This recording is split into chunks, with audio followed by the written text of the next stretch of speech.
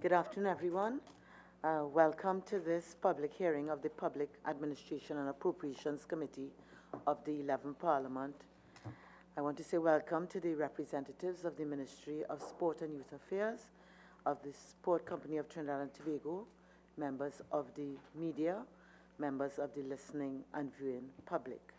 My name is Bridget Anizet George, and I'm the chairman of this committee.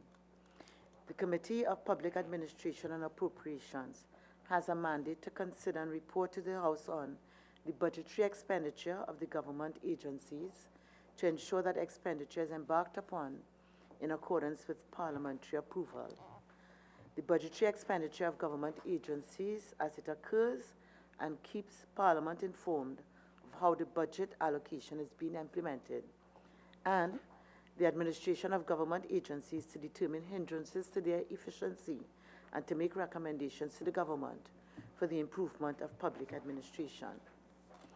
The purpose of this public meeting of the Public Administration and Appropriations Committee is to examine the expenditure and internal controls of the Ministry of Sport and Youth Affairs, as well as to follow up on the ministerial response to the 7th report of this committee, which was an examination into the Ministry of Sport and Youth Affairs with specific reference to follow up to the first report of the Public Administration and Appropriations Committee and current expenditure related to official travel to Tobago. The committee is desirous of hearing from officials to discover the challenges being faced and determine possible solutions to these challenges. The role of the committee is to assist the Ministry of Sport and Youth Affairs in achieving the efficient delivery of its mandate while ensuring that expenditure is embarked upon in accordance with parliamentary approval. This meeting is being held in public and is being broadcast live on the Parliament's Channel 11, Radio 105.5 FM, and the Parliament's YouTube channel, ParlView. Viewers and listeners can send their comments related to today's inquiry via email at parl101@ttparliament.org, facebook.com/ttparliament, and Twitter @ttparliament. I will now invite the members of the Ministry of Sport and Youth Affairs to introduce themselves, and then followed by the sports company. And therefore, I will ask the Acting Permanent Secretary to introduce himself and therefore his team. Thank you. Good afternoon. My name is Farouk Hussain. I'm the Acting Permanent Secretary. Good afternoon all. My name is Denise Ano. I'm Acting Deputy PS.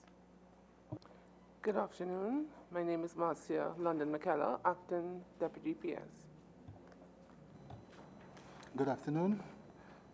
Erland Kent is the name, and I'm the Director Youth Affairs. Good afternoon. My name is Sherry Ann Smith-Simmons, and I'm the Director of Human Resource Services. Good afternoon. I'm Patrice Charles, Acting Director of Physical Education and Sport. Good afternoon. My name is Herbert Delancey, Administrative Officer 5. Good afternoon, Madam Chair and committee members. I am Renalise Khan, Project Coordinator.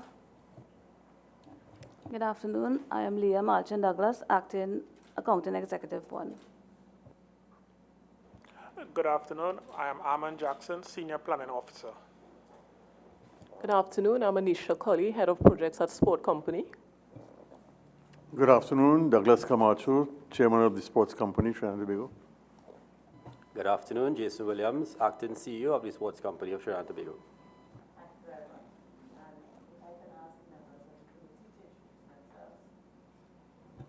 General Antoine, Member. Good evening. Wade Mark, Member. Good evening. Amrita Deonarayan, Member.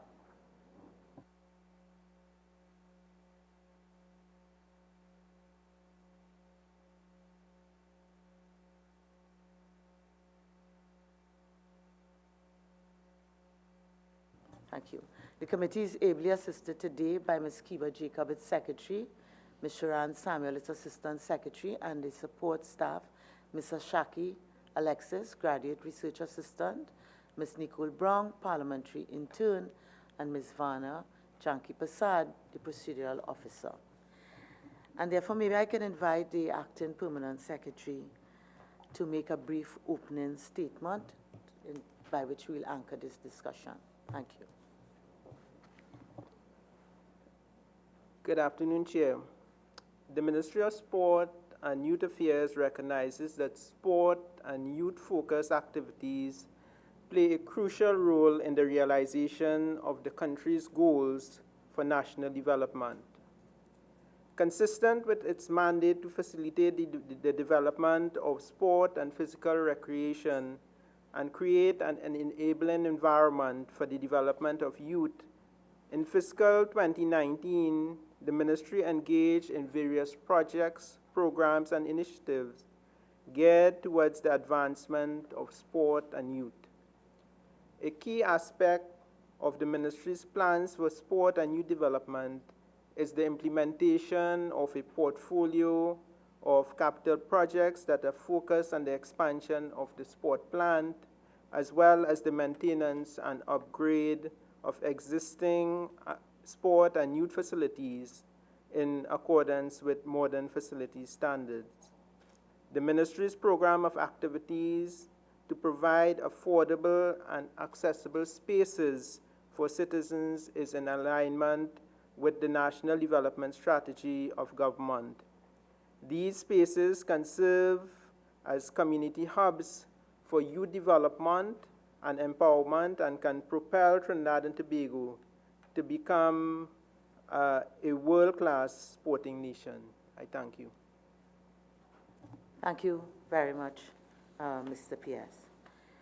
And therefore, in terms of your mandate and your various projects, which you mentioned in your introduction, just for the information of the listening public, I would just like to advise that the committee on the 4th of September visited the Aquatic Center and the velodrome, which was a follow-up visit by the committee, having gone there about a year and a half ago, just shortly before the facilities were handed over to the Ministry of Sport and Youth Affairs.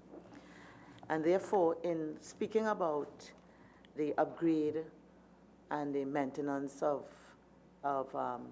spaces and the development of Trinidad as a sporting society, I think I would want to go right away to our visit to the Aquatic Center and the velodrome.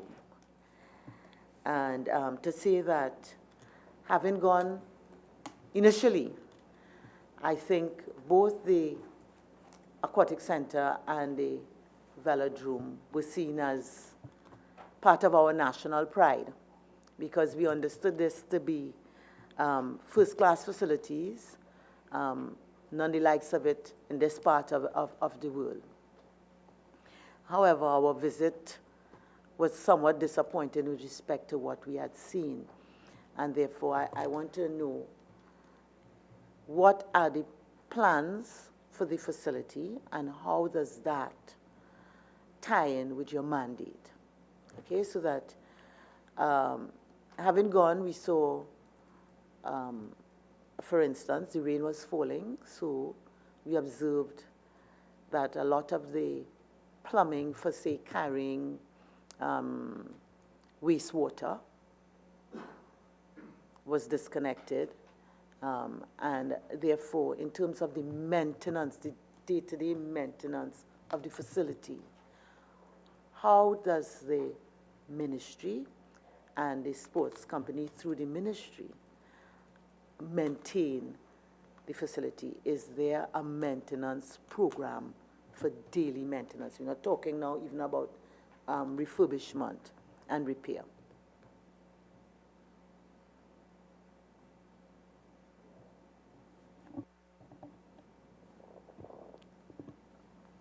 So the daily maintenance would be operational issues that would fall under the recurrent budget.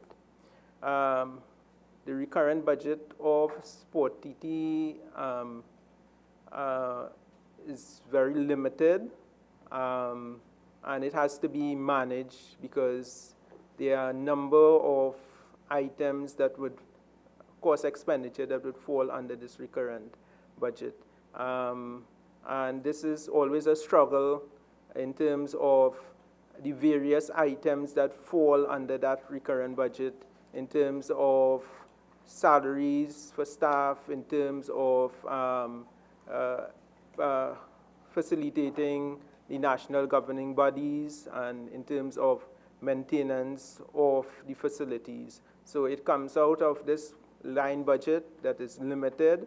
For example, in the current fiscal year, it's 60 million, but the projected expenditure that is required to cover all the needs is about $17 million more. So we are always having that particular challenge of managing all the various expenditures under that recurrent vote. Yeah. So in terms of, as you say, it's under recurrent, but I guess you do have items and sub-items. One would be maintenance of facilities. Would I be correct?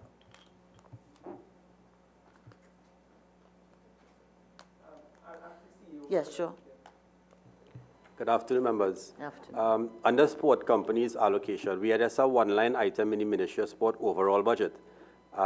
Under sport TT's line items, now when we break out the money that we receive each year, we do have a line item for maintenance, but it's for all the facilities under sport. We have the 5 existing stadia, we have 13 indoor facilities, and now we have the 4 nationals, the recently built ones, the aquatic, the cycling, the tennis, the volley racket, and the one in Sangre Grande. The budget has been a challenge. We have all these facilities. We also have the NGBs that we have to service as well. So for an example, we would have requested about $260 million this year, which would help offset the expenses to maintain, but we received $60 million overall. So that in a sense would have put us in a position where we had to try to prioritize what is important. The board and the management took a decision that in this pre-Olympic year, getting the team to the Olympics would have been one of the highest priority items. Now, regarding the facilities, we try as we might to fix it. We are short-staffed. We don't have the technical expertise on board to develop these maintenance plans, but we have a couple consultants on board now. We are expecting actually to have a detailed maintenance plan for the national facilities within 30 days. But budgetary constraints have always been the issue for us. Okay, so I understand what you're saying about trying to balance everything. But in terms of, and we're just using the visit to the aquatic center as an example for see what would happen with all the facilities. You know, I got the impression that a lot of what we would call the day-to-day maintenance was being done on an as-needed basis. And our concern is that even though you're managing the budget, the type of maintenance that is ongoing puts the whole integrity of the facility at risk. And therefore, whether the balance is the right balance. Okay, so that we get, again, look at the spouting. A simple thing like the spouting. You have a high structure. Over here, you have the spouting detached, with the facility being exposed to all of this rainwater and wastewater. You know, whether the fact that you have limitations, whether you're doing the right kind of mix, because at the end of the day, the way we see it, the damage, the long-term damage, is going to be considerably more than just fixing the spouting. So that, you know, what kinds of creative solutions are being devised to deal with things like that? Madam Chair, what we try to do, we try to leverage some relationships that we have. So we have the home of football, which is right next door. we have the TTFA who help us as well. So when we need certain types of equipment and machinery, we need the landscaping done, we do leverage the TTFA and the president to get assistance to help us with some sort of maintenance, because we've been practically living off of or operating out of bare salaries every month for quite a number of months. And when we do get releases, it's very specific to pay X, Y, and Z. So to have anything extra to do any sort of extended operational maintenance is difficult, but we try to partner and use the NGBs. If anybody has any expertise in certain areas, we bring them, we have them look at it and help us in that aspect. Okay, so that in terms of the relationship with the Ministry of Sport and Youth Affairs, Mr. P.S., what sort of role does the Ministry of Sport and Youth Affairs have in helping advance the state of the stadium, the stadia, I would have to say the stadia, and all the facilities on behalf of Sport TT? Do you all do site visits of these various facilities?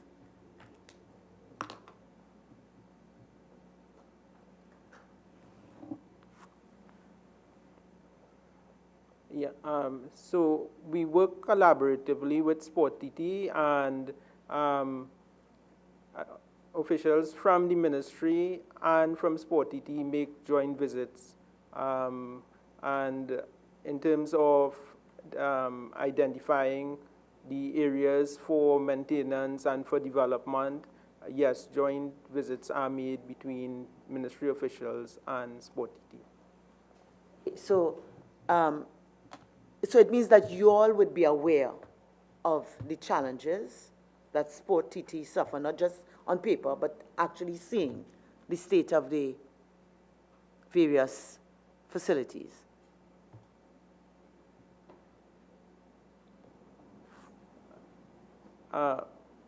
So let me give an example. Okay. The spout that I spoke about, you know of that? Okay. In addition to site visits, yeah. As regards the spout that I Right. just spoke about, do you know about that? A report on it was submitted by Sport TT to the ministry. Does that mean that you know about it? I'm being very specific. Do you know about it? The particular spout that you're speaking to,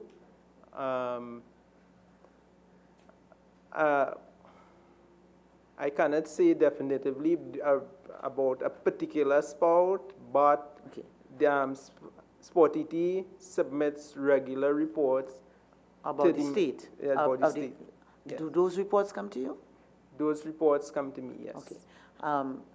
In terms of the site visits that you say that take place, what level of staff from the ministry attends those site visits? It would be the particular objective of the site visit, and it would be persons from the projects unit or from the research and planning unit. Okay. Let me ask you another question. Do you have within the ministry's allocations any unspent balances that can be transferred or via to the Sport TT to deal with some of these urgent repairs of the stadia and the facilities?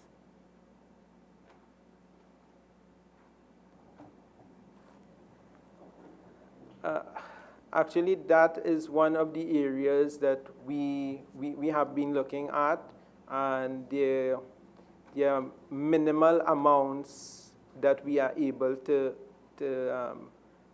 actually transfer or via because of the expenditure in the ministry. Okay, well. so have you ever done any? You said there are minimal amounts. Have you done any at all? There was one occasion recently, but it was for a particular expenditure in Sport TT that we did a viament, but in that particular case, it was not a maintenance issue, but it was to cover urgent expenditure by Sport TT. Okay, let me ask you one other question, Mr. Pierce, before I open it. Have you ever gone to any of the facilities? Any? Yes, I would have visited some of the facilities, yes. Could you tell me when last and which one?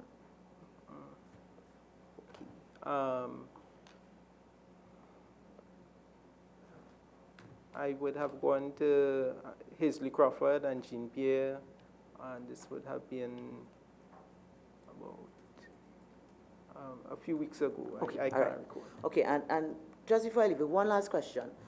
In terms of what the CEO, when we visited, explained to us, that the fees structure for utilization of the facility, and I guess maybe it applies to all, that fee structure and the rates have not been approved. What is the state of that?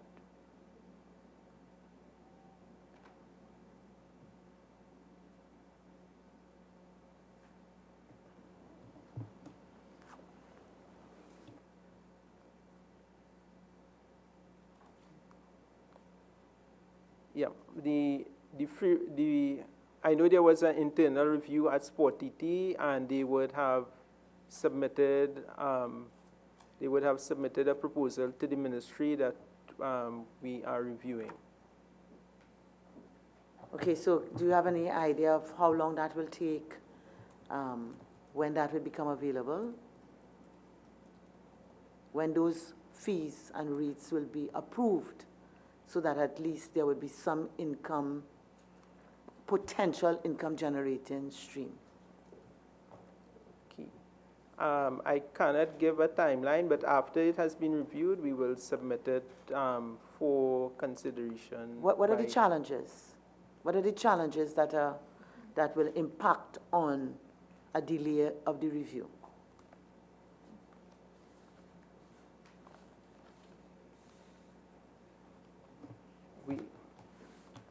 Our human resources are limited in terms of our RMP unit. Your what unit, excuse me? Research and planning. Yes. Yeah. Mm-hmm. So you have limited resources. Yeah. So there are vacancies, and people have to double up in terms of doing the work in that unit. So at times there are delays. All right, so let me ask this then. You're not in a position to give us an idea of when the approval of the rates and fee structure, or when the proposal would even be considered for there to be an approval. You have any idea of how long? November this year?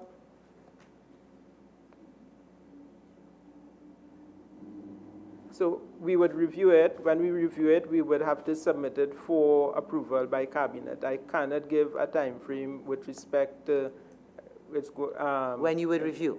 No, in terms of cabinet, but in terms of the review process, within 2 months we can give. So you expect that by November you will be complete with the review process?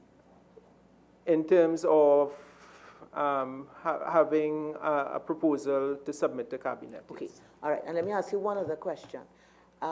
There seems to be a feeling that even if Sport TT were able to monetize these facilities, that the income generated goes into the consolidated fund. Is that correct? Yes. Okay. As PS, is there any mechanism which would be available that you can advise the Sport TT how income which is generated that goes into the consolidated fund can be returned to them to use in the development and the maintenance of these facilities? we have had some discussions on that matter. I know there was some initiative in the past to do that. I think the CEO has more institutional memory on that, and perhaps he can lend some assistance in that regard. What I'm asking is, and not so much what has happened, I'm asking within your power, knowledge, and expertise as PS, do you know of any facility that you would be able to advise Sport TT that if they were to monetize these facilities, and of course the money goes into the consolidated fund, that the monies can then be made to them, if not in total, but in part, as part of their allocation? I think one of the challenges, and I will have to look at it in more detail, but it is, there is the issue of the need for legislative review in terms of the Exchequer and Audit Act in order to facilitate that So you're really saying no? That's what you're saying, no? Because we're not talking about things that are not in place. We're talking about as exists. As exists, I am not aware of such a mechanism. I'll give you an opportunity, as you said, that you will need to check. I'll give you an opportunity, and we'll tell you when you'll answer us that. Okay, because I think there is. Okay, thank you. Okay, Member Mark. Thank you very much, Madam Chair. I would like to ask Mr. Douglas Camacho, Chairman of Sport TT. Have Sport TT, in collaboration with the ministry, conducted any valuation of the current assets that fall under your organization's jurisdiction, so that you can indicate to this committee and to TNT the stock, the inventory of the asset base of Sport TT in value terms. Do you have you undertaken, in collaboration with the ministry, any such work? Through Madam Chair, the reality is we have not, one. Two, the properties you allude to are not vested in Sport TT, so they don't belong to us, so they wouldn't find their way onto our balance sheet as the stock, as you call it, the plant. But I think the plant in total, if one were to take as identified all the stadia, all the thing, if they were vested, I would imagine would run into probably $1 billion plus for sure. No formal valuation has been done as far as I'm aware of. I mean, the ministry could speak for them, the PS could speak for the ministry, but I very much doubt that. It would probably be carried in a book at cost to construct. So I guess that would be the short answer to that. To what extent are these assets OSH compliant? To Madam Chair again, I could answer that in two ways.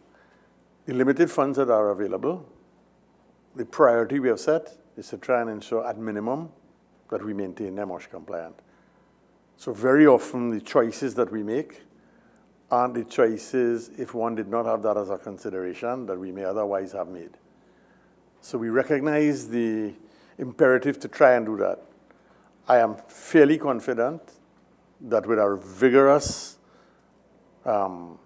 review by an agency like OSH, if they came and did a really rigorous put through of all the 20-odd facilities, there will be gaps, notwithstanding what I've just said. So we try certainly to the extent that funds are available to primarily do OSH compliant. Make sure that they are OSH compliant, but I'm certain that there are some that will not be OSH compliant if one did a really rigorous review of them. Either to Mr. PS or your good self. what is the current state of these facilities, the various stadia, the current assets that we have in Couva, and you mentioned a number of indoor facilities. What is the current status of these facilities? Are they run down? Are they running down?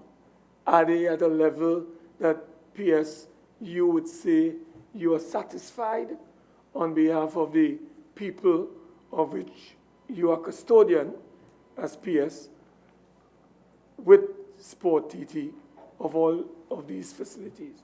Whether it's the Hazley Crawford, whether it's the Larry Gomes, we have the stadium or stadia in Tobago. What is the present status of these assets?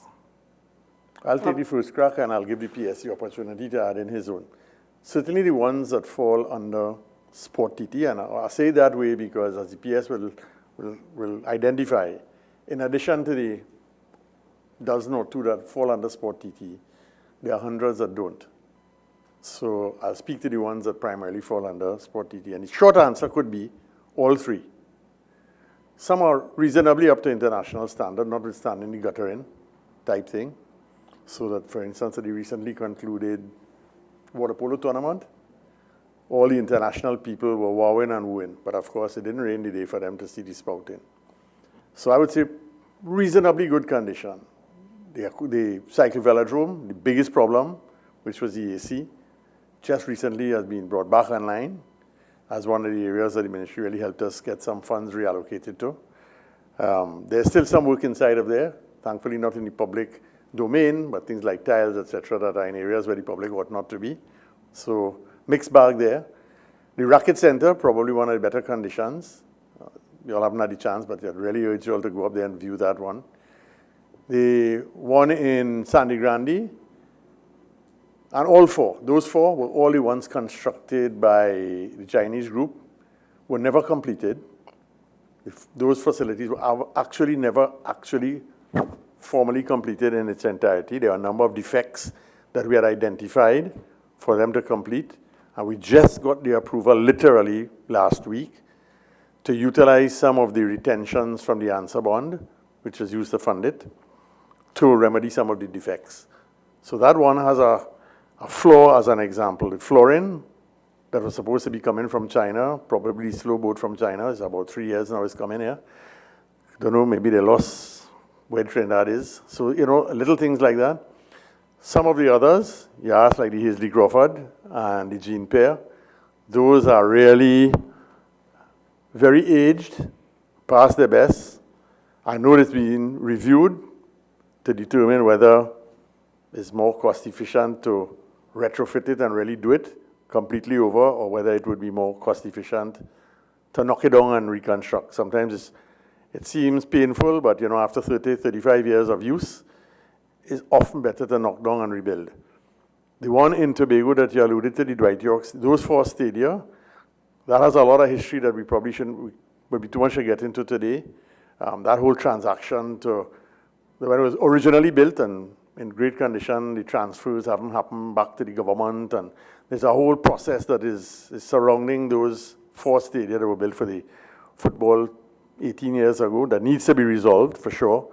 In the interim, we are doing work on the Dwight York, probably one of the more up-to-date ones. So that's pretty much on track to be completed, I guess, during this fiscal year coming up.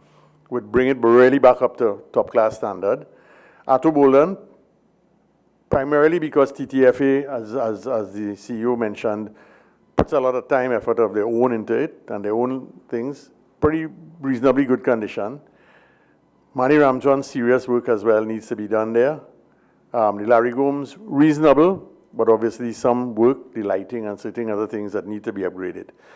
Some of the indoor ones, I'll let the CEO speak to those more fully because, again, the role we play is not the same role in each of the stadia. Some we manage, some we have responsibility for maintenance, some we have responsibility for both. None of them we actually have ownership of, to your first primary question. And in all the cases, the reality is a mixed bag. I would say Some in good condition, but not top of the line. Some definitely on the way down, to use the exact phrase, and some definitely woefully inadequate, like the Hasty Crawford. We really need a lot of work at the Hasty Crawford and Eugene Pier, and the Woodbrook Youth Center, which is a part of that complex. So a lot of work needs to be done there. So I'll probably hand over PS, and you could speak to some of the others. Well, you can put that in writing first as well. I want to ask a follow-up on the facts, Mr. Camacho. Could you share with this committee what action, if any, has been taken to address what you just described as a slow boat from China, or the non-responsiveness from the Shanghai construction group with regard to the structural damage caused by use of what we have been advised as inferior materials at those very important assets located in Cuba? Yeah, well, we have been following them up. We had followed them up from, well, even before I became involved with the thing, which is a little over a year. And from all the correspondence, I suppose the short answer would be to say that they have ignored us. They really have not responded. Hence the reason we requested of our ministry, our line minister, to make a representation to the Minister of Finance to allow for the release of the retention so that we could use the retention to complete the work, because we feel that we would be able to do so with the funds that would held back for exactly that purpose. So I guess that would be the short answer with regard to that particular one. You have any idea what is the value of the retention? It's about 7 million TT. 7 million? Mm-hmm. Okay. Okay. So, Member Antoine?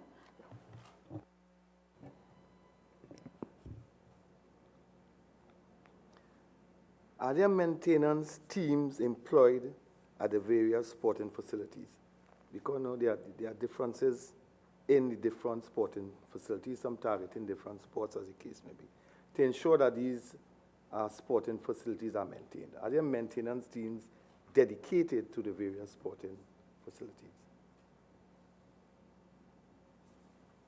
Good afternoon, Member. At Sport TT regarding these facilities, we try to have like a roving team that could go around from facility to facility, but we don't have a structure for each of these facilities as yet. Part of the remit of the consultants that we have on board is to tell us what the ideal structure is for maintenance for each one of these facilities, and the type of staff and the level of qualifications that you need on board so that you could have these facilities maintained on a daily basis and lead to some sort of preventative maintenance rather than reactive maintenance. So as of now, we have about 5 or 6 laborers that we juggle amongst the facilities that we have. Do you have a time frame in which you would have this thing sorted out? They committed to do that by the end of October as well, together with the maintenance plan and schedule. Fees. We say that fees for the various sporting facilities go into the consolidated fund. But I'm aware of other activities that take place at a number of sporting facilities. Marshall Monday, I know there's a problem in Taruba with noise pollution and so forth. Tell me where the funds that are generated from these activities, where does that go? Or does that go to the consolidated fund, or does that go somewhere else? I could speak to all the facilities except the one in Taruba because that is under UDCOT at this point in time. But all fees generated at all our sports facilities go into the consolidated funds. So even massive functions at Carnival, that goes into the consolidated fund and is lost? Everything.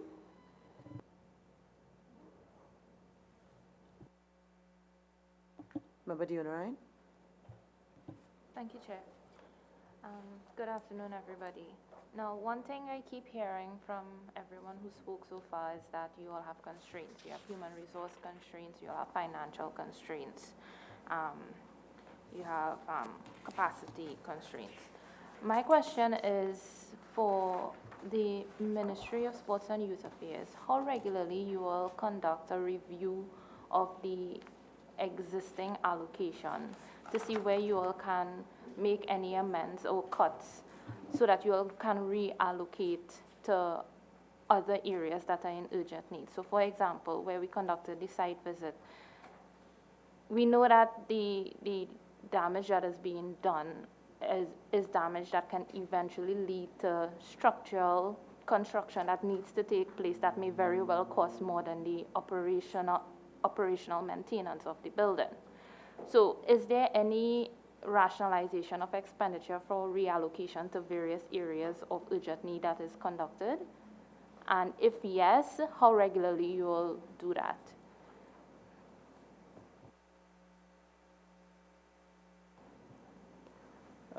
In terms of the ministry, it is done, reports are generated on a monthly basis in terms of expenditure. We look at trends, we look at how we can, we look at the priority needs at a particular point in time, and we look at how money can be transferred or wired to meet those urgent needs.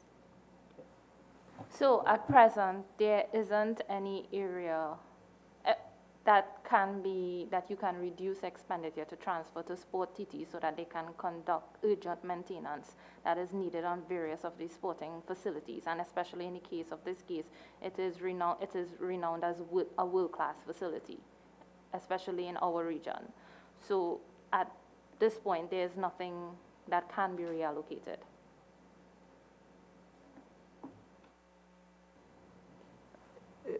You are free to tell me that it doesn't work like that and clarify for me exactly how the process works.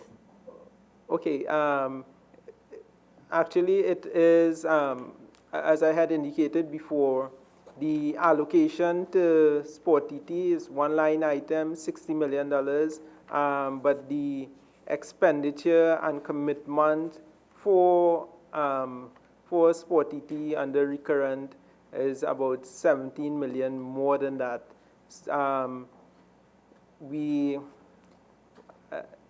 At times it's a juggling act, and we try to, we have been looking internally to see if there is, and as I say, on one particular occasion, we were able to assist in that regard. But it is an ongoing and continuous challenge, even within the ministry as well. Yeah. Okay, I understand. In your submission, you would have mentioned that with the contractor, the Shanghai Construction Group, there should have been a 1 year of transfer of skills to locals. Is that correct?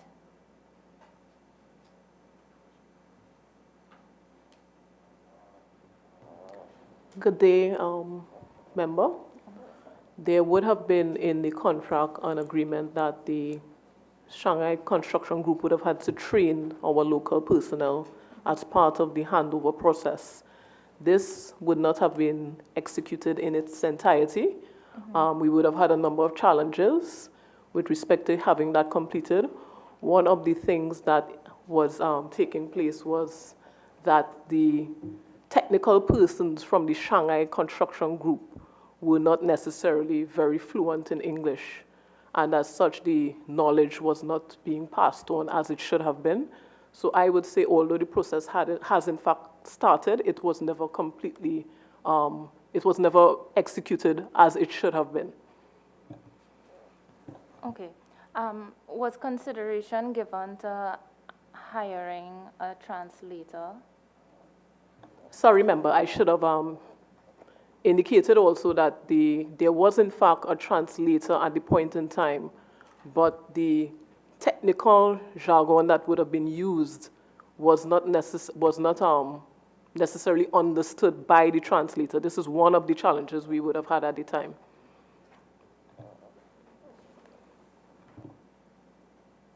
Okay, so there were no other means in which you all could have overcome that challenge? From what I understand, it was something that was discussed in detail. At the point in time, they would have tried different ways of having the matter resolved. But as I said, the process did commence but was not completed, even in light of the attempts to have it resolved. Okay. I also saw in your submission that a lot of the fixtures and fittings that the building is outfitted with are of the origin, Chinese origin, and you cannot access them in the country. How are you all dealing with that challenge? Okay, in instances where it can be replaced, where it is a feasible measure to replace the fixtures and furnishings, they have been, that is the solution that has been put in place. But for areas where it is expensive furniture and fixtures, this measure still needs to be resolved, and there's the limitations with the funding. And only until those limitations or a solution is found with respect to the funding, this can be resolved. What are some of the areas that are deemed to be more expensive? Good afternoon, member. One of the more expensive areas would have been the lighting for the facilities. And based on the assessments done by the consultants, the bulbs that were used, the way the fittings are, everything came from China. So what we are trying to do across all the facilities constructed is to standardize and to basically retrofit all the facilities now with standard bulbs, standard lighting that we could get accessible locally, or even if you import it, maybe from the US or so. But as it stands right now, every time these lights go down, we're always fighting a battle to try to get some bulbs or some sort of substitute. Okay, at present, do you have an estimate on how much that will cost? I could give you an estimate for one facility. It's about $200,000 just for the aquatic center. That's in total? Yes. Going back to the Ministry of Sports and Youth Affairs, you mentioned the fee structure has been submitted to Cabinet for review. Was it the fee structure? No. It was submitted to the ministry, and we are reviewing it. And what we are saying is that in about 2 months' time, we would have a proposal that we can submit to our minister to take forward to Cabinet. Okay, can you describe for me the review process? What is the review process that you all are undergoing?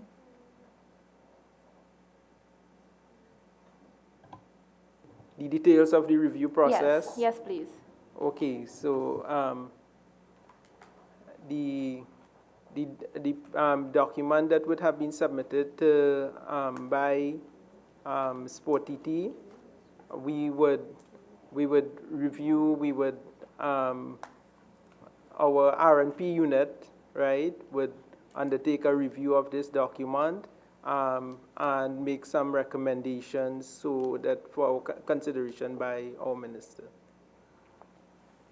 And how soon this report will be completed? We expect that within 2 months. Okay.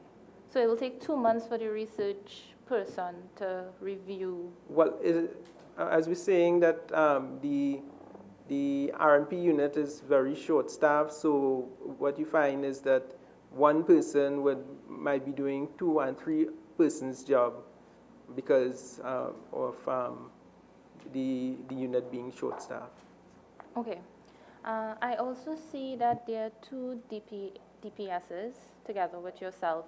Could you describe for us how the responsibilities are distributed amongst the 3 of you? Okay. In terms of the DPSs, one of the DPSs is responsible for more of the sporting issues, and the other DPS in terms of youth development issues. Madam Chair, that's it for now.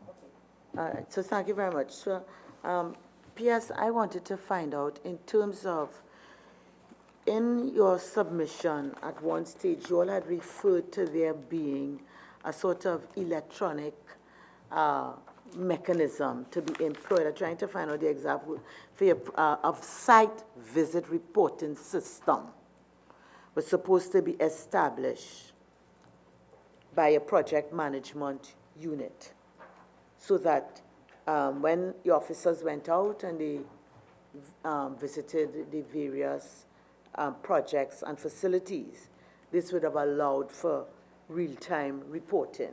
And I wanted to know where this has reached and what is the sort of compliance in its use by your technical officers.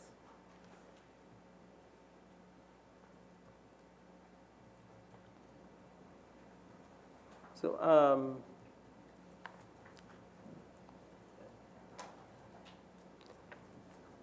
maybe I could guide it to page 31 of the submission.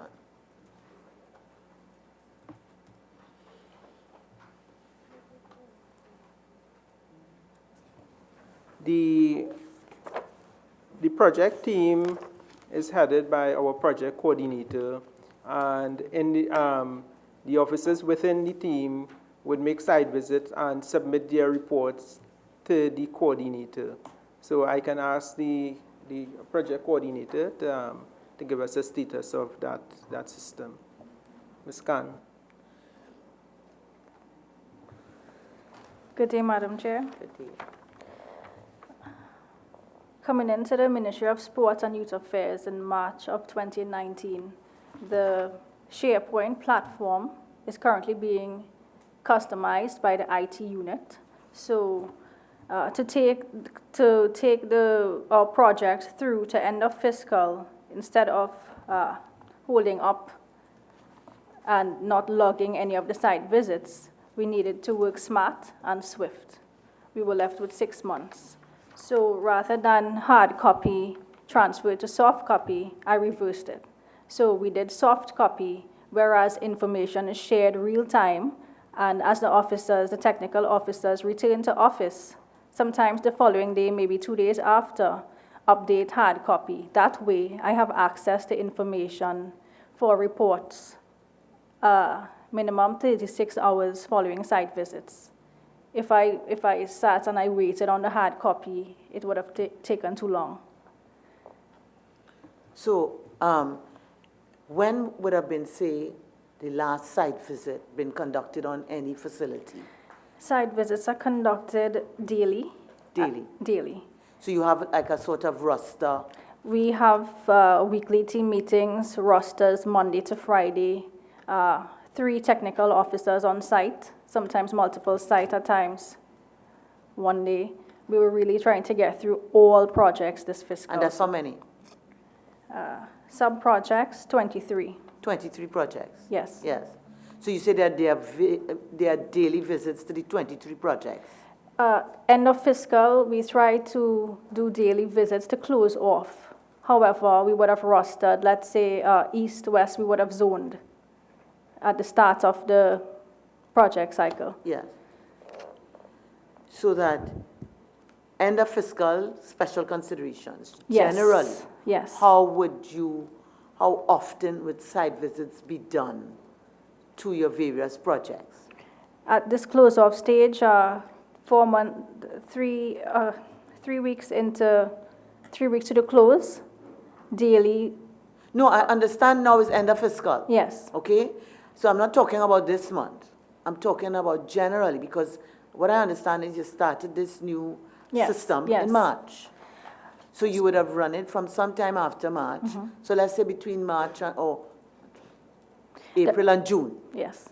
So, Madam Chair, there are 3 technical officers within the PMU at this point.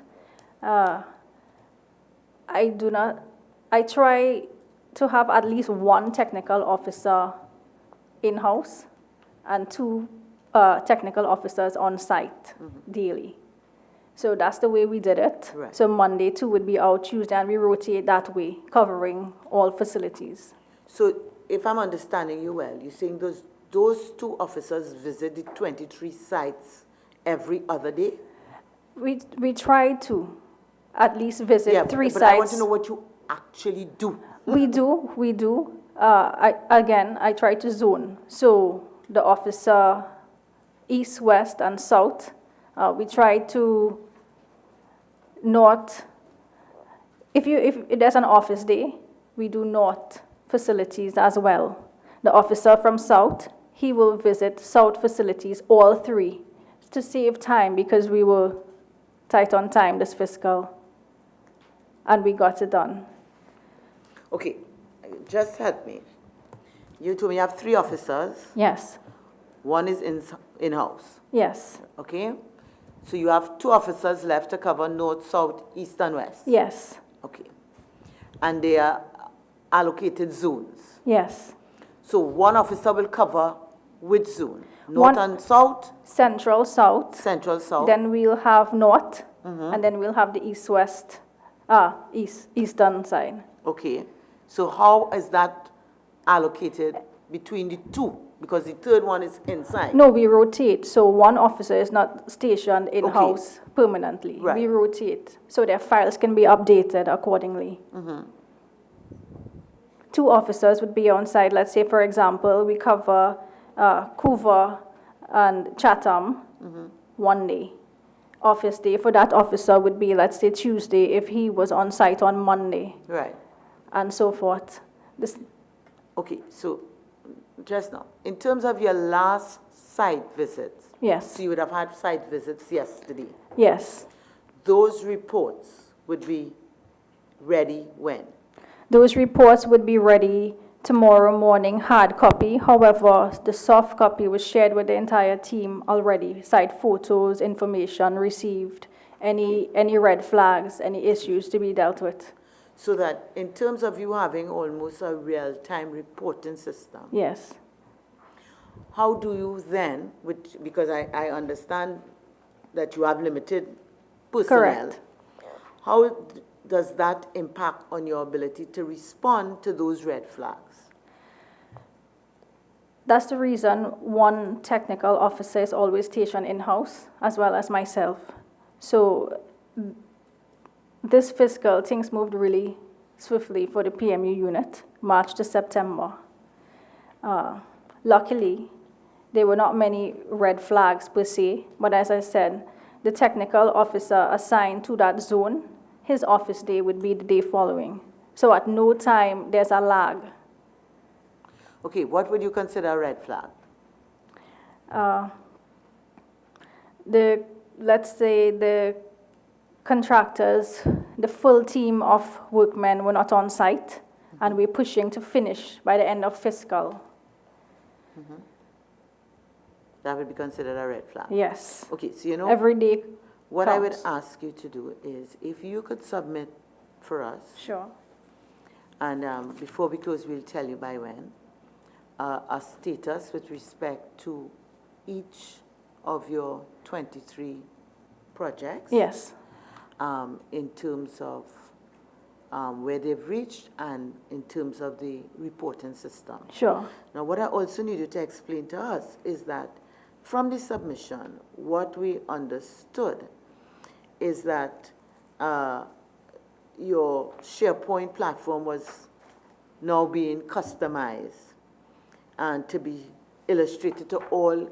The PMU would be the project management unit employees. Yes. Okay? So how many employees are these? 9. 9. So of the 9, there are only really 3 technical. 4. Yes, so there are really only 4 people. Correct. Who are familiar with the system.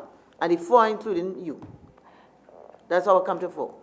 No. I might be wrong. No, different parts of the shared drive, the existing shared drive. Yes. Each member of the project management unit can access at any point in time, whether site photos, site visit logs, issues, tender documents, and so forth. Okay. So then what does this statement mean? It is currently being customized by the IT unit for the PMU and will be illustrated to the PMU employees in early fiscal 2020. Are you telling me that you have attained this goal or not? We've attained the goal using a different system. So the project files are broken into sub-files, and that worked for us very well March to September. However, the SharePoint platform takes the information on the hard form and translates it soft copy. But it's really the same information. Mm-hmm. You know, it's just a little more time consuming, and that's really what the IT unit has been working on. Right. So that what you said, that's why you said you flipped it. And Yes. rather than doing the hard to soft, you found another way around it. Yes. So you're getting the advantage of the technology. Yes. And the time. Correct. Efficiencies, while not using the exact system in the manner in which it was intended. I understand you now. Yes? Yes. So let me ask you, in terms of completing the project as originally designed, when is that going to be done?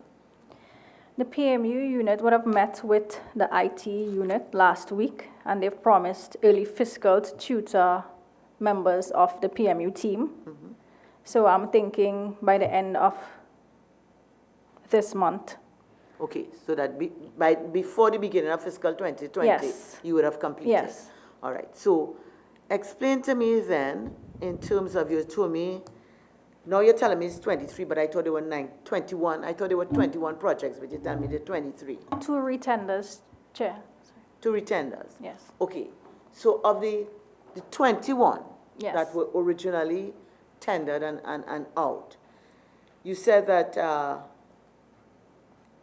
2 of them will be completed at the end of this fiscal. Yes. Is that on track? One of the 2, I can confirm one of those 2 would be completed end of fiscal. The last project, that's taken us mid-October. And that's what project is that? Mechanical, electrical, and plumbing upgrades to the Koke community swimming pool. The duration of this project is 6 weeks. So we really don't want to rush the contractor per se. So we're lapping into October, mid-October, latest 16th of October. Okay. And therefore, it will mean that by the mid of October, all 21 will be completed? Yes. And the 2 that are retendered, what is the status of those? Those would be transferred to fiscal 2020. Fiscal 2020? Yes. So they have not begun at all? No. Okay. In terms of cost efficiencies, are you in a position to speak to that, in terms of those projects? Yes. So in terms of I would say, the 20 that are more or less completed at this stage, are there any that have cost overruns?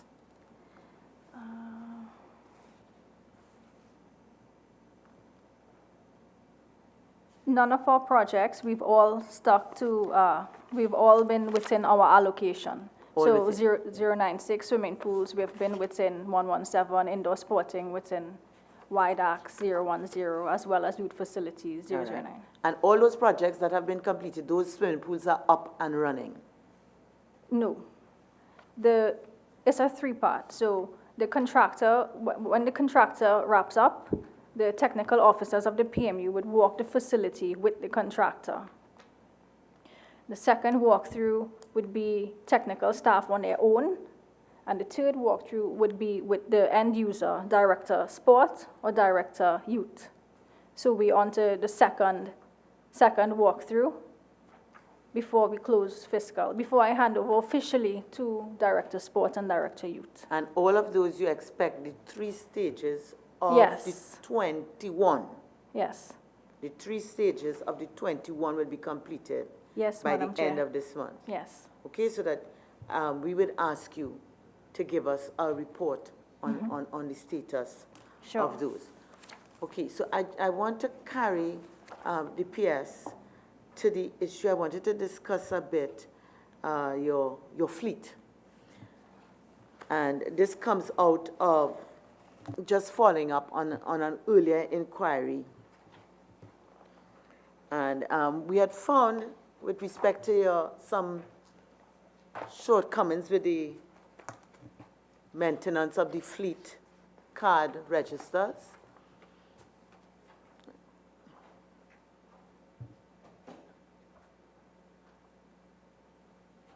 Okay, so that in the submission you had indicated that the fleet card register is maintained and monitored on a daily basis by the fleet officer.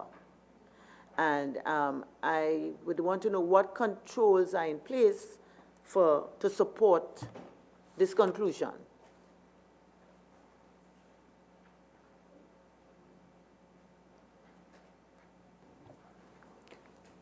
The fleet officer is the administrative officer 2 in the general administration unit. Mr. Delancey is the administrative officer 5, who the fleet officer reports to, and he can give some further details. Mr. Delancey. Afternoon. Good afternoon, Chair. Good afternoon. I had personally prepared the fleet card registers, and they are being now maintained by the AO2 manager of the fleet cards. So that you know that so you check them regularly. And what would regularly mean? Daily, weekly, monthly? Weekly. So you check them weekly? Weekly. All right, so that in terms of what had occurred previously in that there were 7 vehicles not being used, but their fleet cards were still, operational. That wouldn't occur again. Well, we had recalled the,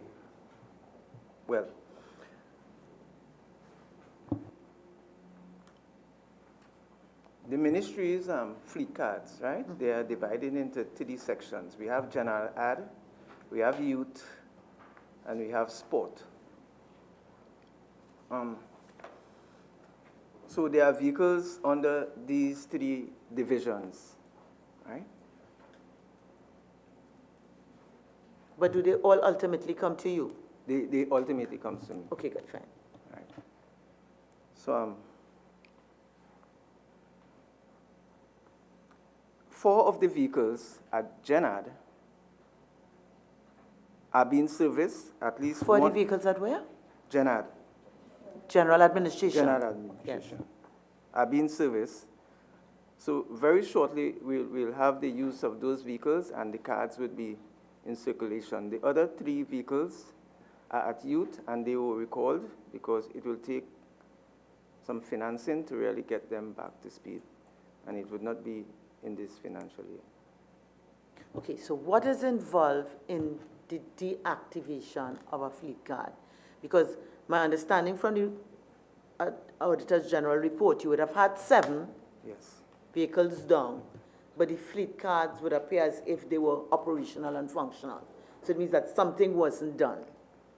Okay, and what I'm trying to understand is, you're now telling me that 4 are operational now. Are they operational or are they in the process of being repaired? The vehicles are being repaired as we speak. All 4, or 1 is operational and 3 are being repaired? All 4.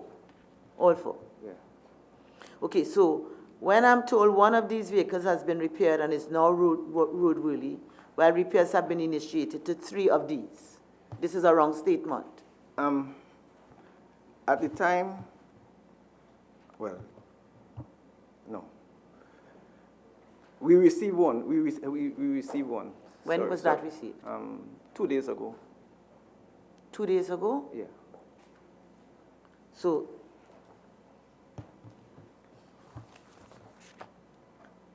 all right. So this submission I have is the 10th of September. Sorry. I gave a wrong statement. This was being seeing in the future? Yes. Sorry about that. I gave a wrong statement. Yeah. Which one is sorry for, the future or? No, not the future. The 10th of September the or the 2 days ago? The 2 days ago. Okay, so I'll give you an opportunity to correct it. Yes, I will correct it now. Are there 4 being repaired? Or 1 has been repaired and 3 are currently being repaired? Because what you're telling me is that your fleet card register up and running and working. Yes. That's what you're telling me? Yes. Okay, good. On the general. 3 are being repaired as we speak. We have received one. Yes, yes, yes. You received that one when?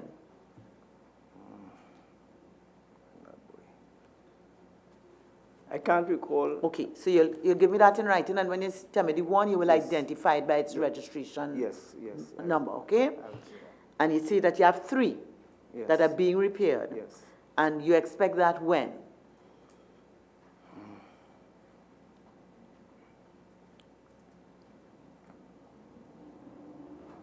Possibly by December.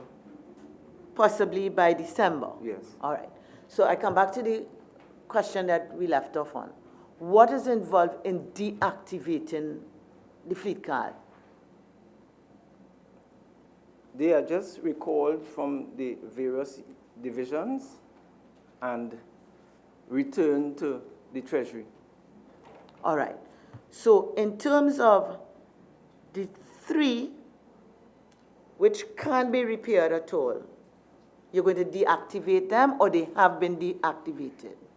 Well, they were returned only yesterday, so we will return them to the Treasury. All right. And so could you give us a statement of that with respect to the registration numbers of these? Yes. And the 3 that you expect in December, yes, they have been down for some time. Yes. Why weren't they deactivated prior to now?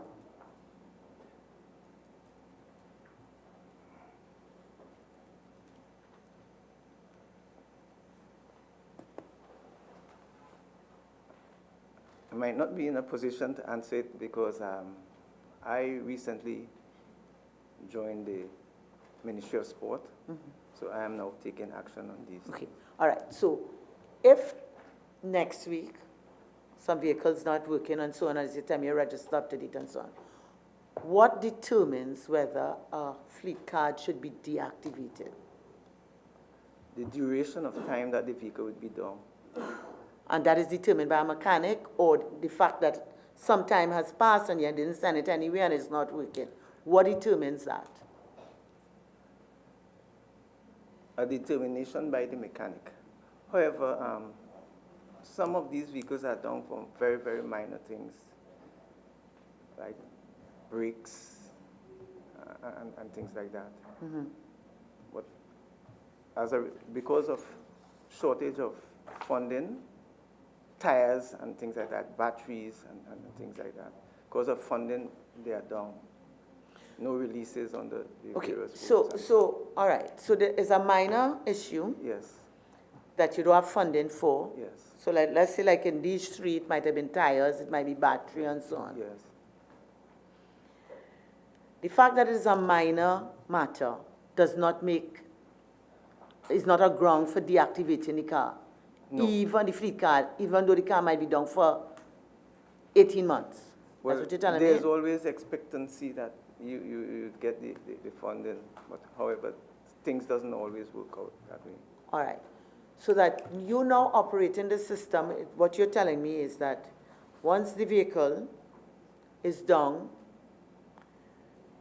there's an assessment by whom? You, a mechanic, or whom to determine the nature? The mechanic. The mechanic. Yes. And therefore, if it's major, it's deactivated?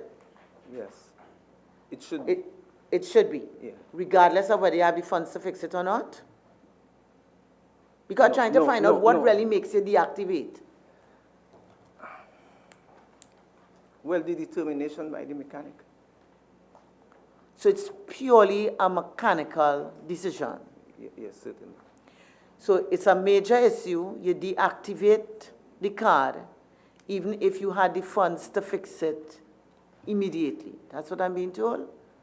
No, well, the length of time that it would take to repair, and if it is wise to repair it in the circumstances because of probably sometimes the age of the vehicle and stuff like that, maybe might consider. I didn't hear the end, sorry. You didn't hear? I didn't hear the end. Oh. I was stating that sometimes because of the age of the vehicle and the cost of repairs, it might not be feasible to repair the vehicle. Sometimes we get an assessment from the transport division, and they would indicate whether we should go ahead repairing the vehicle or not. So the decision to deactivate is not solely the mechanic's decision? No. It's a decision taken by you all? Yes. Okay? Is that what I'm understanding now? Yes. Okay. So that, if I'm understanding well, you're saying if it's a minor matter, whether or not you have the money to repair, you don't deactivate. Agreed or not? You see, all I'm trying to find out is what the system is that we all know, so that you don't find yourself in what happened last time. Previously. Yeah.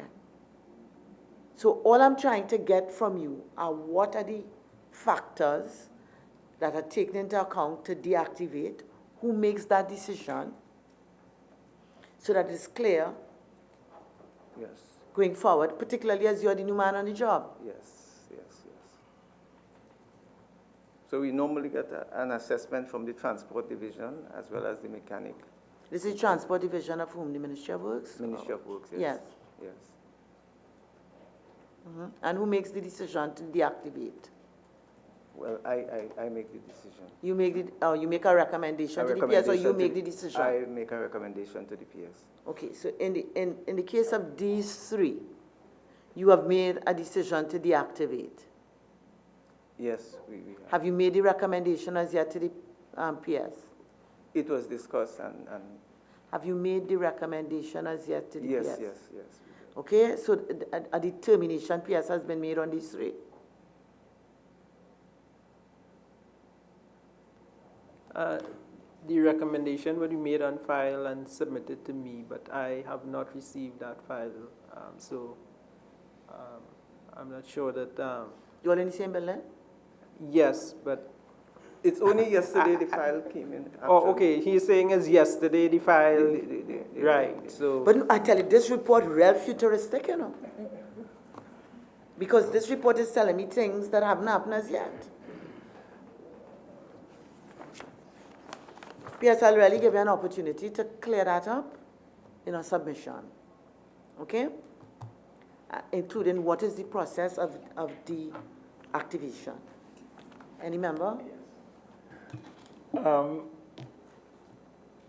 Mr. Herbert Delancey. Yeah, that's right. How long have you been administrative officer for? In December of 2018. And where did you work before? Office of the Prime Minister. Office of the Prime Minister.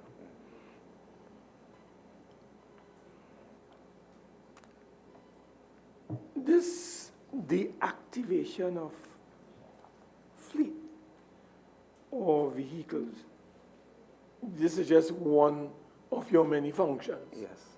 Okay. Mr. P.S., I know that the sport company, according to information submitted to this committee, indicated that this company has an arrears of approximately $10 million. That is, $10 million is owed to T&Tech for electricity used. Can you tell this committee how long it took for this amount to be accumulated, and what is the ministry plan, or how are you planning to pay off this large fee owed to T&Tech? Can you share with us? I know it's a sport company, but I know you have to give them money to pay. Not so? You release money to the sport company, not so? Through transfers.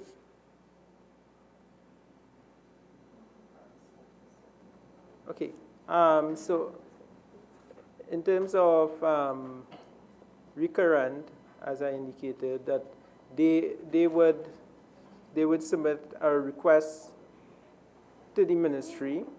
Mr. Pierce, before you go, yes. Can you tell this committee whether you're aware, as PS, of the sum of $10 million owing to TNTech? That's the first point. Are you aware, as PS, AG, acting that is? Are you aware? I am aware that the sports company has a number of outstanding claims, including for security and for... No, I didn't ask that. I didn't ask all that. The specific figure, I cannot say at this moment whether it's 10 million or 9 or 12. Well, I'm telling you. Right. I am informing you, since the PS is not aware. I'm informing you, Mr. PS, since you are not aware, I'm informing you that sport company owes in arrears approximately $10 million to TNTech. I'm putting that to you. And I'm also asking you, now that you're aware of it, does the Ministry of Sport and Youth Affairs have a payment plan to reduce this huge fee owed to TNTech by Sport TT? Can you let us know? Or you want to put that in writing, sir?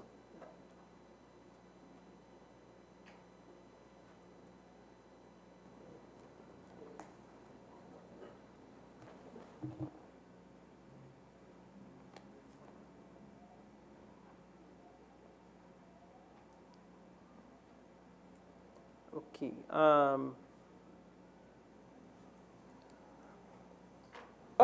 Can I ask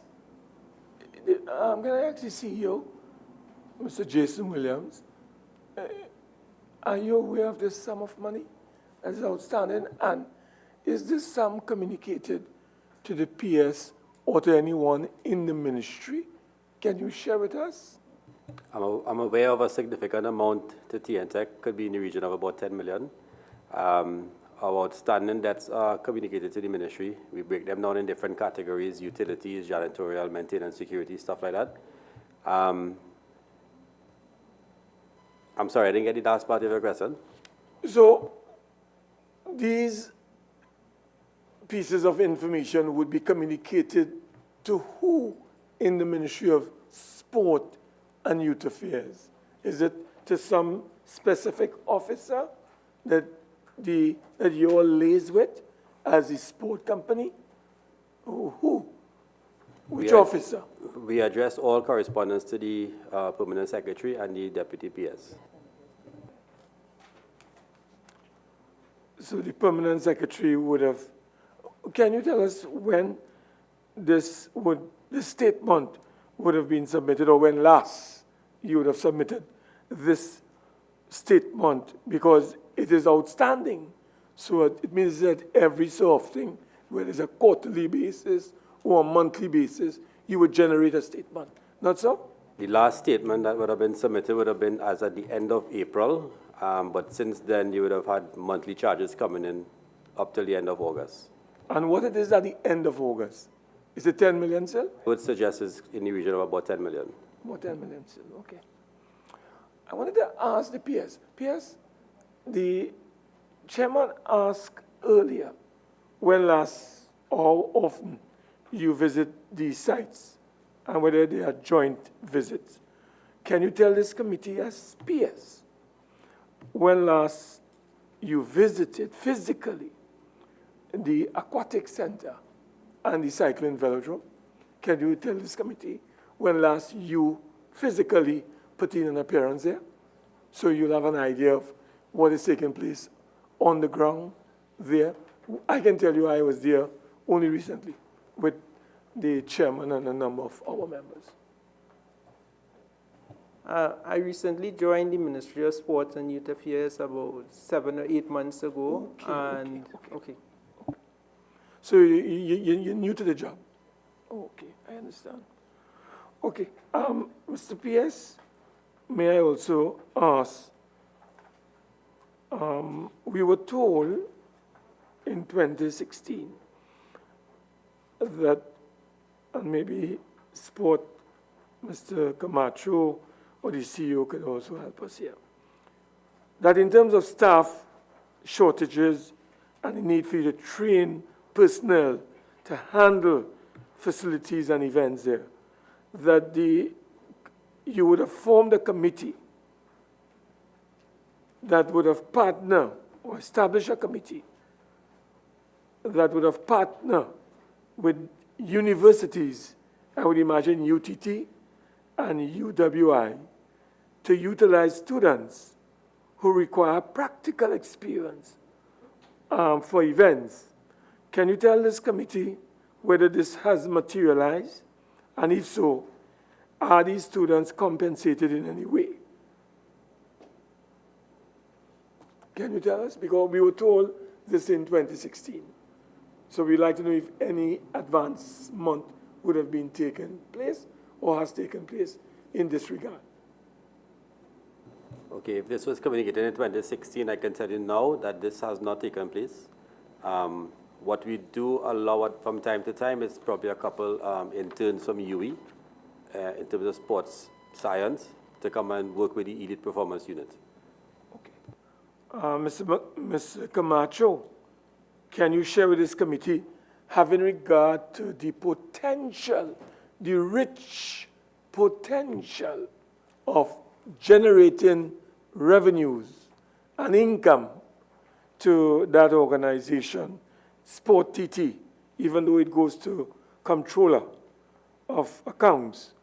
Can you tell us what marketing plans are being put in place to solve this recurrent problem of shortages of funding to your organization, as also it relates to the underutilization of the facilities at those facilities there in Couva? Can you tell us what marketing plans are there in place or you are preparing to launch? Thank you, Member.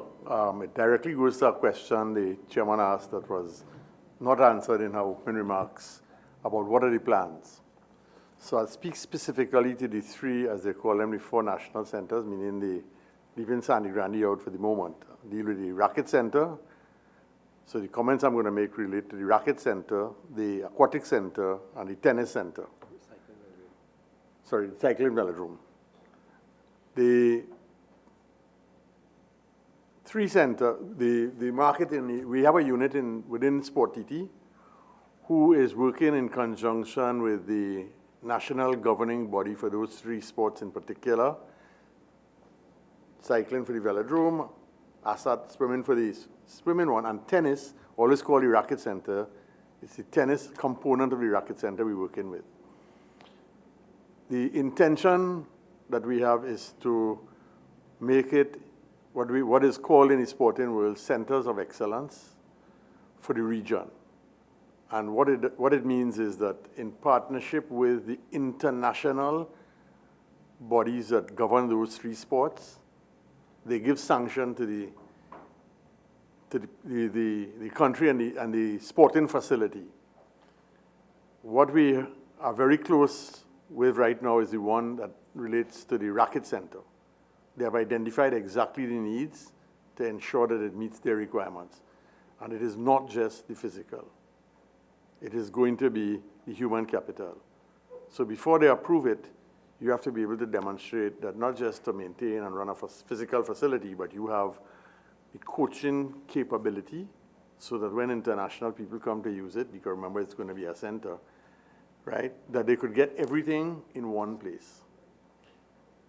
Although that one is the one most advanced formally, and we have written to the ministry identifying the the one gap there, requesting of them that we fill that one gap, give us the authority to fill the gap which has to do with the org structure to actually run the facility.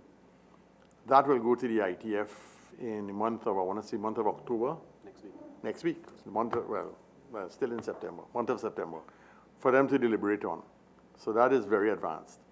In a practical sense, interestingly enough, the aquatic and velodrome have been used in this way, though not yet formally sanctioned.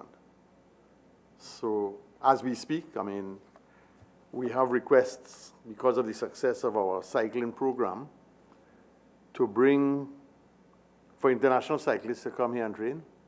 So we're not just talking about hosting a meet, we're talking about sustainable stuff where schools, universities, when they have the cold weather, could come here to make use of the facilities. We have requests from cycling at the moment, cyclists outside of Trinidad to come. And the first question they ask isn't the quality of the facility. It is what human capital do you have to support? And I'm pleased to say that we do have in Trinidad and Tobago, certainly in the cycling front, a world-class coach at the moment. We're just fortunate we have a world-class coach who actually is also responsible for the facility. And we have a lot of the support personnel in the various disciplines required, particularly when it comes to strength and conditioning and the physical aspects. We are now building some capacity in the behavioral ones, the psychologists, etc. And that's working well. Just by coincidence, I had a meeting with our current premier swimmer who was able to attract another Olympic swimmer to come and train over the last couple of weeks at our swimming facility. We don't have the coaching capability there at the moment, but of course, they are both aligned with international coaches, and we're able to get the programs from the international coach and supervised locally by our trained sports administrators from our unit, our elite development unit. And they were very high in praise and complimentary about what we have to offer. So our program is to really ensure that we could do that. That takes us so far to the point where we get people come in and generating funds. Bear in mind, unless there is a way, as the chairman had suggested, if there is some way, all the funds go into the consolidated fund. And I would not have used the words myself that therefore is lost. It's just available for different spend. So it may go from sport into the consolidated fund and be used for, energy, or another ministry, national security, or something else, however the consol fund is distributed. So that's one option. The other thing is that we had met as a board, the current board, which is relatively new itself, less than a year, or just about a year, with the Minister of Finance, because we know that corporations, I think, is the official repository of the assets of the state, to inquire whether we could seek major global sponsorship and brand stadia. Now, it's not something, one, that we have done. In the past, in my past life in sport, often requested. Policies over the years have been, this belongs to the government of Trinidad and Tobago, it's ours. We don't want no branding on it. That was maybe a concept that personally I think has never had a time, but for being kind, I would say outlived its usefulness. And he is not averse to that. Of course, value for money. You're not going to give up our stadium for pennies. So, if one could get a international sponsor, unlikely, or even local, if big local firms are prepared to pay the kind of price to rebrand a stadium, so to take the aquatic center, and you brand it, let me use a local one, BPTT, aquatic center. I don't know that they would be willing to, but to use just one because it's a local one, or anyone, an international one, Coca-Cola, something that doesn't run afoul. So not alcohol, there are certain rules about that, right? Although internationally, they don't worry with that. But anyway, could brand it. It's another thing that the Minister of Finance is not averse to.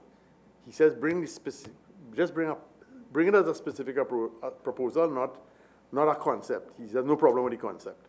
Bring it specific and bring it with value. Our own approach to that has been to really try to cost what are proper, which is part of the exercise that the CEO spoke about, get a real cost of maintaining a facility in a first-class way, not the meeting OSHA standards, bare minimum, No. Maintaining it properly so international people want to come in and people will be prepared to put their name to a brand. Because when they put their name, they make demands on how it is to be maintained. So the proper costing of that, and offer it at least to cover that cost, so all that other type of marketing we speak about will generate the surpluses to then fund the programs for us here in Trinidad and Tobago. So that is the key focus, and it is for those 3 centers initially, because those 3 sports are sports that facilitate that. I haven't called football because TTFA is well on their way to doing their own construct like that. We know the history. Center of Excellence in Okoye was supposed to be that. However, that panned out is a whole other story, not for today. Hasn't worked the way it ought to have done, maybe. There's a second effort being made at the moment by the TTFA. As you know, they have put up a 72-room hotel, supposed to be open next month. I think everything is in place now for it to, as a go. Looking to be self-funding and to have a location right there in Couva, so that as you attract people, and as our own national teams need to train, we have a place and a focal point. So I didn't bring them in, the TTFA and football, and whatever their internal issues are that hopefully they will resolve. I do think it's a model that if supported by all, and I mean by the citizens of Trinidad and Tobago and by the corporate Trinidad and Tobago, by the people of Trinidad and Tobago, I think will start us on the journey to be self-sufficient. And I think if we could get to the point where these sporting things pay their way, so it's not a drain on the treasury, and that, if you like, from an economic perspective, and I'm not an economist, let me put that on the table up front, but from an economic perspective, it's value added, meaning the ancillary things, the hotel rooms, the spill out of that is critical. We've also met with the new chairman of, I'm going to say this wrong, the tourism people. I know the name keeps changing. I think the current one is Trinidad Tobago, not in it. Trinidad Tourism Limited, maybe, TTL, I think, might be the acronym. Trinidad Tourism, the current one that deals with Trinidad. We met with the current chairman with a view to what really constitutes sports tourism. Sports tourism is not hosting an event here. That's not sports tourism. Sports tourism is attracting the country as a destination for sport. People come, they participate. Universities come in their spring break. It's not just hosting an event. So I think we have some ideas. It does require, like everything else, investment. Whether the investment comes through the state, via grants through the Ministry of Sport, whether it comes through Ministry of Tourism in some ways, whether it comes through the corporate sector when they start to see the opportunity. And I suppose I would argue, and we the sports people of Trinidad and Tobago, primarily need to get our house in order and upgrade our own capability and capacity so that we're seen as viable and not as well. I'm not putting money in that because that has confusion and bacchanal. I think if we could move away from that, and it's a mantra many of you all may have heard me preach in many fora, I think we're well on the way. We have everything that it takes. We are per capita the most richly served country in sporting facilities in the world, per capita. If we had hotel rooms, we have the capacity to host major games. We don't have the hotel rooms, but certainly everything else. In terms of actual facilities per capita, there's no country in the world with more than ours. Member Antoine? Yes, good evening once again. Last week I had a visit in my constituency office from 3 youth development officers who came and said that they were newly employed and that they were assigned to my area, Omira, and that they were looking at, for me to give them introduction to youth groups, sporting groups in my constituency. And they used 2 words that highlighted at-risk youth and funding. They said that they would possibly have funds to deal with the youths in the constituency. The first question I'd like to ask, what unique skills, qualifications, and experience do these contract officers attached to the youth division have in order to meet the needs of the youth at risk? Because they said they have been recently employed and they are going to deal with youth at risk. What skills and qualifications are they coming with to deal with the youth at risk in terms of the constituencies?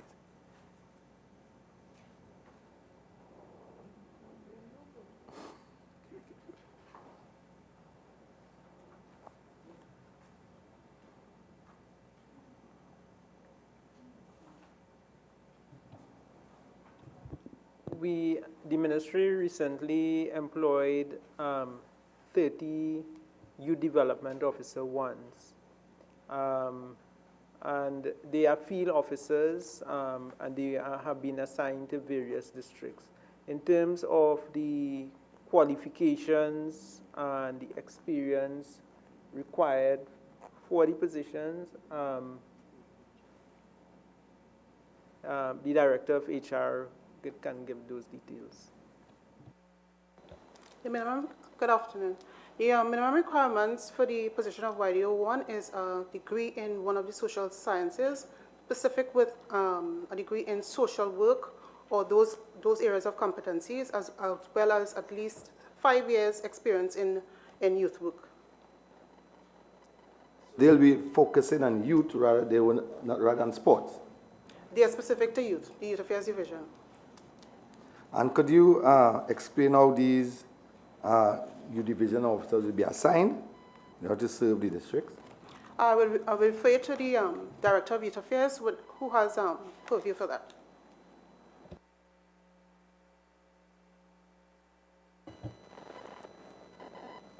The assignment of the officers were based on the administrative districts, the 9 administrative districts in Trinidad, which would be St. George East, St. George West, St. Andrew, St. David, Nariva Mayaro, and so on. And based on the population density in each of the districts, the number of officers assigned to that district was worked out.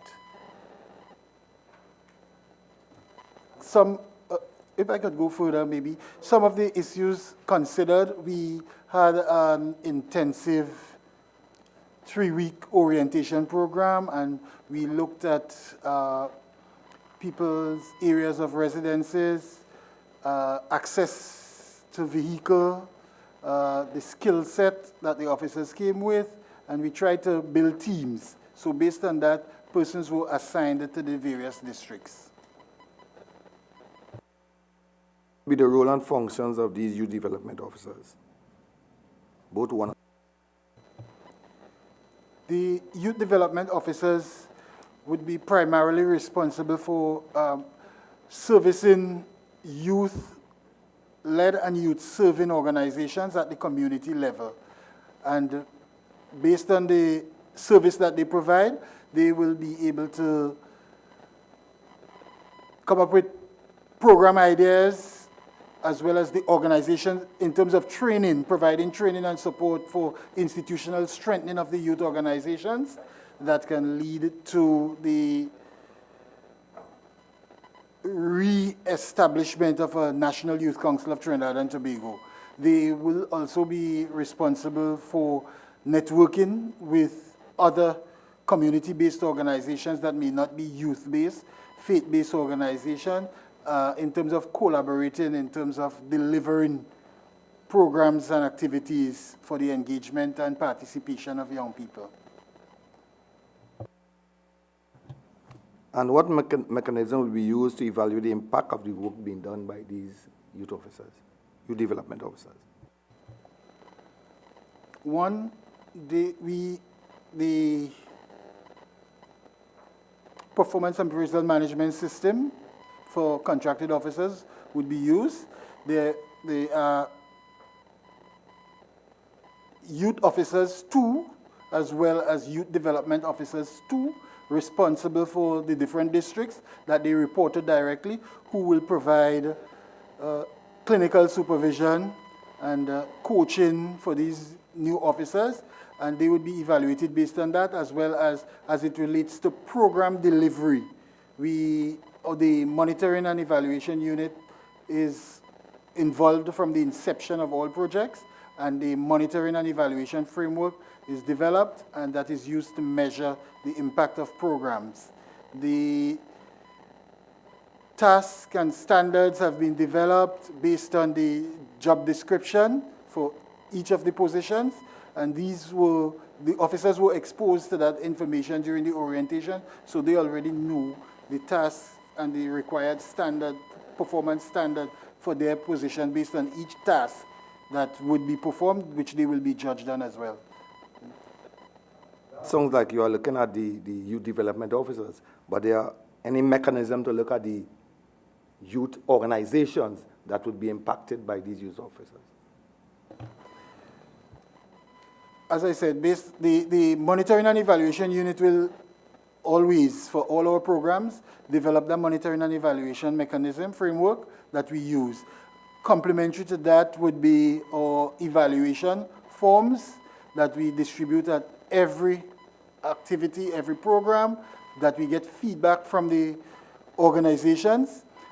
As it relates to the direct visits and the community service, and we have our district visit forms that the officers will take to the organization. They will complete with their recommendations on it, and a representative from the organization will sign as proof that the officer came, and the feedback will be filtered back to the head office through the supervisors. And we have a weekly and monthly reporting system in place for feedback on the evaluation received from the organizations. And would this require additional staffing requirements to the Ministry of Sport and Youth Affairs to deal with these youth officers and the groups that they would be impacting?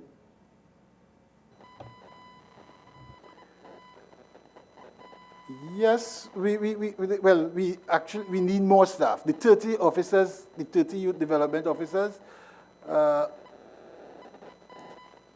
not exactly what is required, but we are working with what we have right now.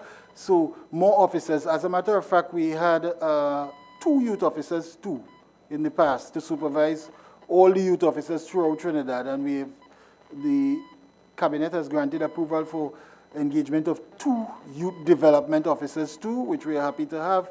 And I mean, we need additional staff to be more effective, especially at the middle management area. Currently, we operate without an assistant director, so most of the workload, the youth officer 3, who should be overall in charge of the district servicing function, has to double up in terms of some of the functions that will go to an assistant director. You see, in your submission, you said that you are dealing with 400,000 youths in Trinidad and Tobago. One of the issues that always come up when I'm dealing with my constituents is, what are we doing for the youths? I don't want us to start and stop. If you have hired 30 youth development officers, that is good. They are going to be field officers. But within the Ministry of Sport and Youth Affairs, what are you putting in place to now deal with these 30 youth officers and deal with the 400,000 youths that we are dealing with, some of them at risk?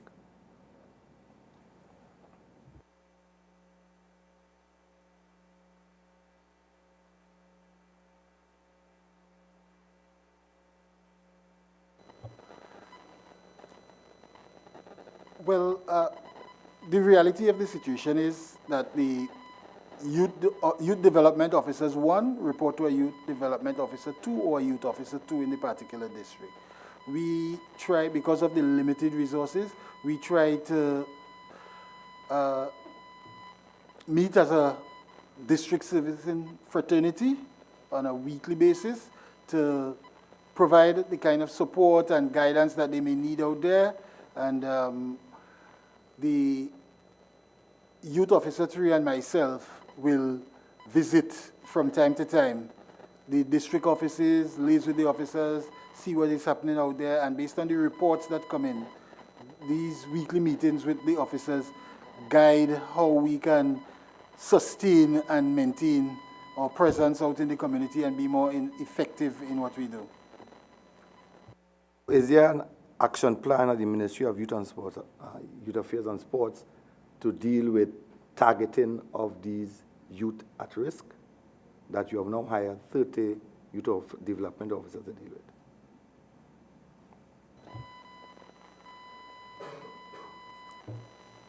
Over the past year and a half per se, we would have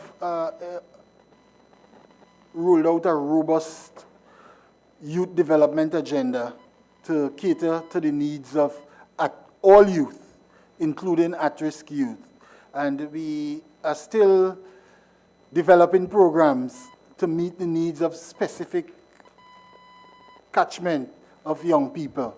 All right, we're now working on an Empower program to deal specifically with young males. We've implemented our life skills program from 2018, which led to a LEAP, leadership, entrepreneurship, activism, patriotism program, which has been very successful at 6 or 7 locations in Trinidad and in Tobago, and the need is out there, and the young people at all levels, including at-risk youth, really moving towards the programs that we implement. We have our 7 youth facilities from Los Bajos right back to St. James, and we develop programs on a continuous basis at these facilities, and the young people are gravitating towards it. In terms of formalizing the engagement and participation of youth, we are working feverishly with these new youth development officers on our National Youth Organization Registration Drive, where we would be able to identify the youth organizations within each district and establish our district councils that can lead to the National Youth Council, where the youth issues can be ventilated at a national level through a formal structure, youth development structure. And does these activities, do they recognize, for instance, the special youths, for instance, who participate in Special Olympics, but also youth in the LGBTQ community? The programs that we design and implement are all-embracing. It's open to all young persons. We advertise nationally on the newspapers, the local media, and we do from time to time have persons who are differently abled participating in our programs. On the LGBTQ community. Because as a member of parliament, I have these people coming to my office asking questions about, what is available to them as the case may be. Well, we have not advertised or targeted specific catchment of youth.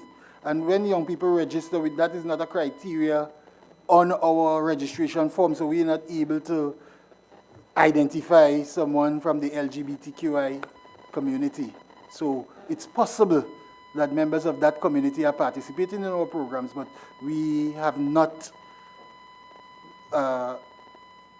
singled out that category. As a matter of fact, I'll say might be biased, but the differently abled community is singled out. If you have a challenge also, then we need to know how we can cater to your needs in terms of accessing the programs. So that particular community would be singled out on our registration, but the LGBTQI, no.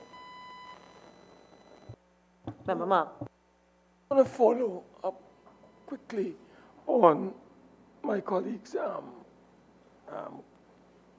some of the areas that he had just identified.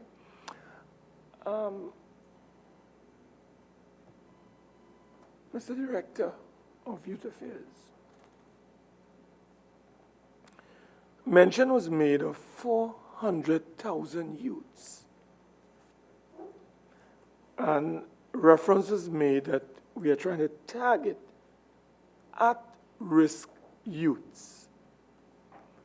Can you share with this committee whether the Ministry of Sport and Youth Affairs as director, what percentage of those 400,000 youths have been identified as youths at risk? And as such, there will be a concentrated effort at getting at those youths at risk, given the program outline. Have you been able to identify what percentage of the 400,000 youths these 30 officers will be going after in saving them from further harm and or injury?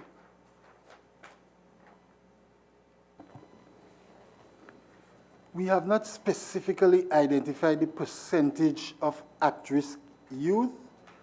What we work closely with the Ministry of Education, and the Ministry of Education would have published a list of high-risk schools, and we are also represented on the National Crime Prevention Committee, National Crime Prevention Program, where at-risk communities were identified. And we try to develop programs and target communities and schools, at-risk schools, high-risk schools, and at-risk communities. But we have not identified a sector, a percentage of at-risk youth. Is this plan to identify or to select and deploy these 30 youth development officers? Is that part of a strategic development plan of the Ministry of Sport and Youth Affairs? Within what context have these youths been selected and deployed?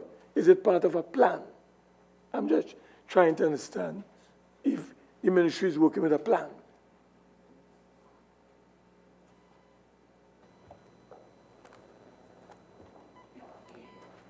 We have a national youth policy, 2012 to 2017, all right, that we continue to implement while we work on developing our new national youth policy.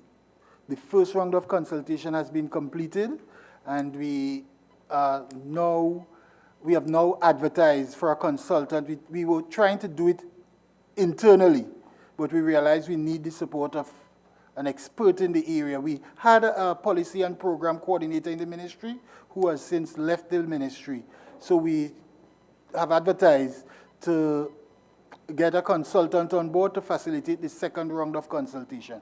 But coming out of the first round of consultation, a number of thematic areas have been identified, and the need for a presence in the community has been highlighted if we are to meaningfully engage young people and encourage youth participation at all levels of development in Trinidad and Tobago. You talked about 9 administrative areas, but we talk about 30 development officers, youth officers. 9 by 3 is 27. Where are the other 3 youth officers going? Are they going to be deployed in those same 9 districts?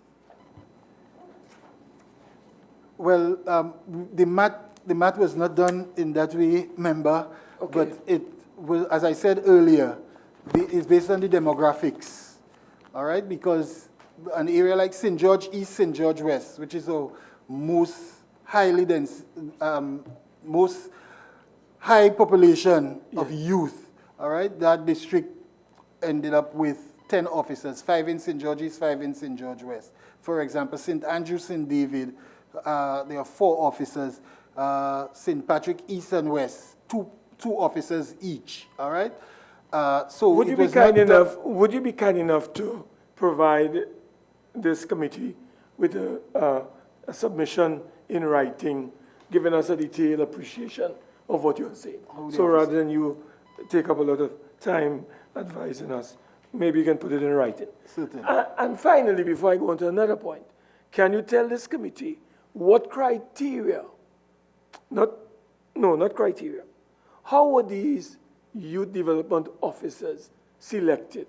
Was it advertised in the newspapers? How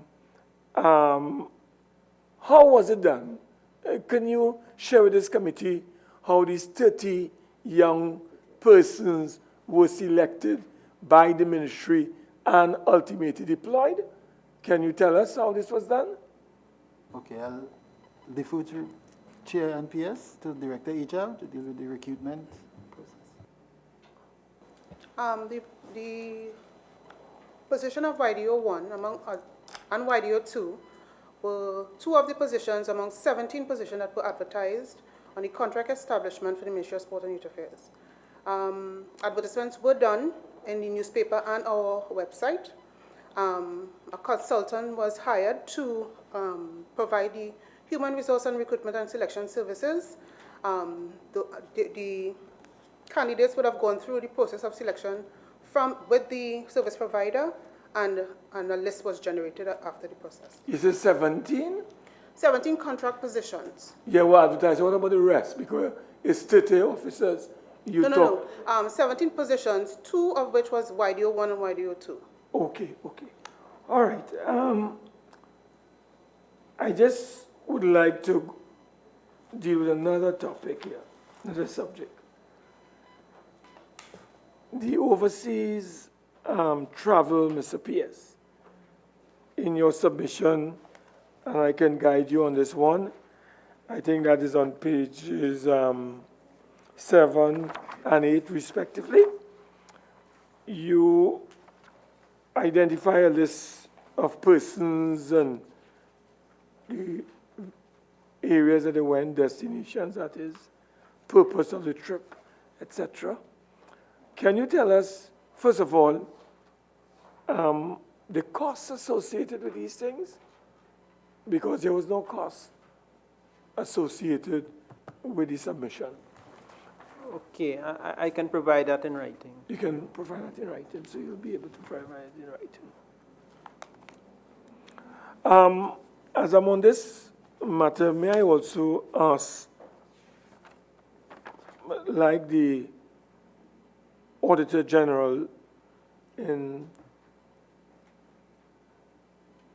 the report of the Auditor General, April 2019, on page 24, 6 contracts for expenditure totaling $2.441864.00 were not produced. Of course, you have provided us with some of the names, or description, I should say, of the contracts. Can you provide this committee with those contracts? All of them?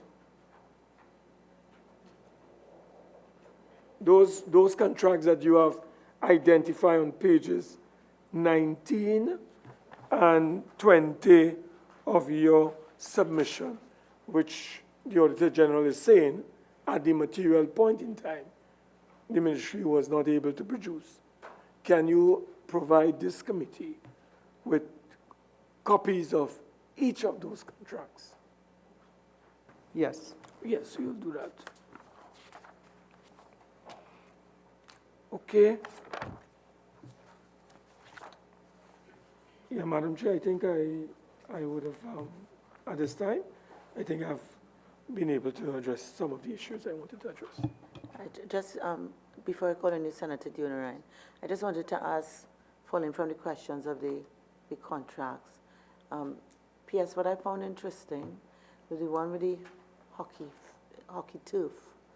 We got a status of the project, which, if I recall well, I think that has been completed. Okay? I think the turf has been installed. Up to now, the turf has been installed. So the status that is still being installed, that is the current status of it? Yes.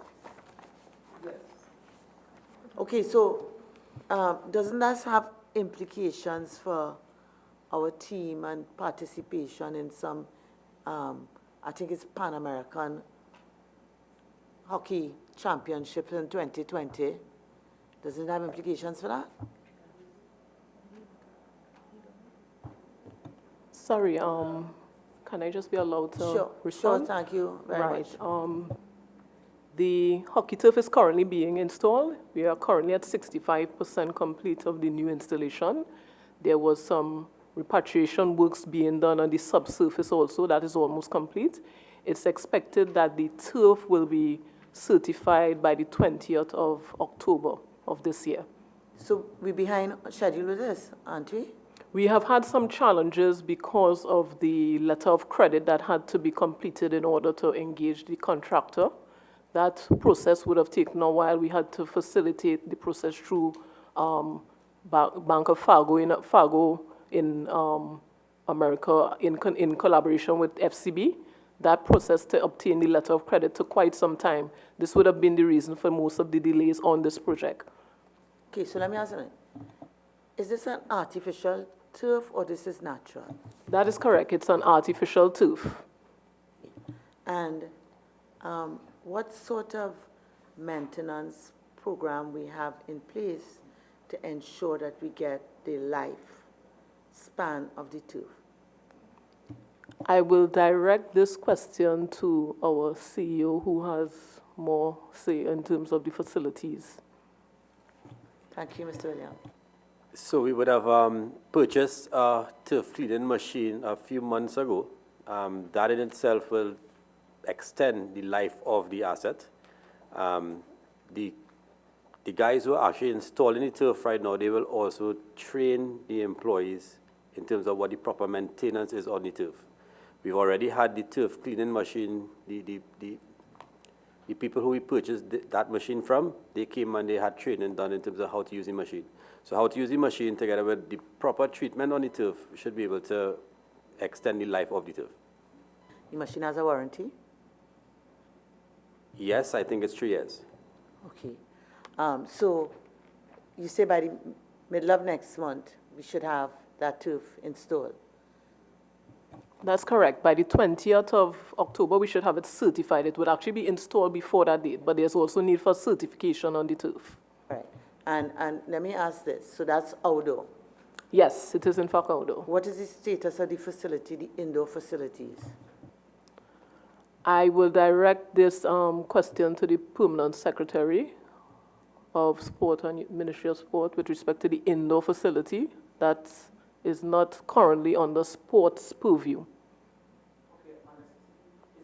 It's not under Sport Company Limited purview, sure. Sorry.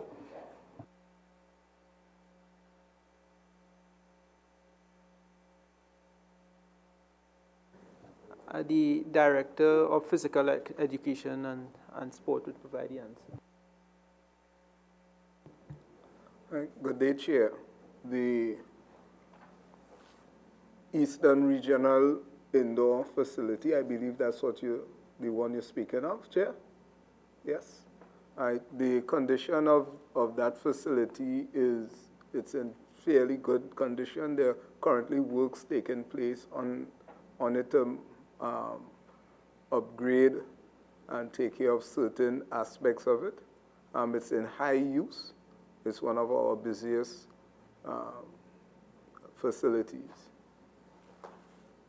Okay, so if you could just maybe expand on what you mean in fairly good condition and certain works to upgrade, so we could get a sense of what supports those conclusions, and also if you can give us an idea of how soon all of these certain works that you're going to identify are going to be completed, so that we would be assured that the facility is up to a proper standard.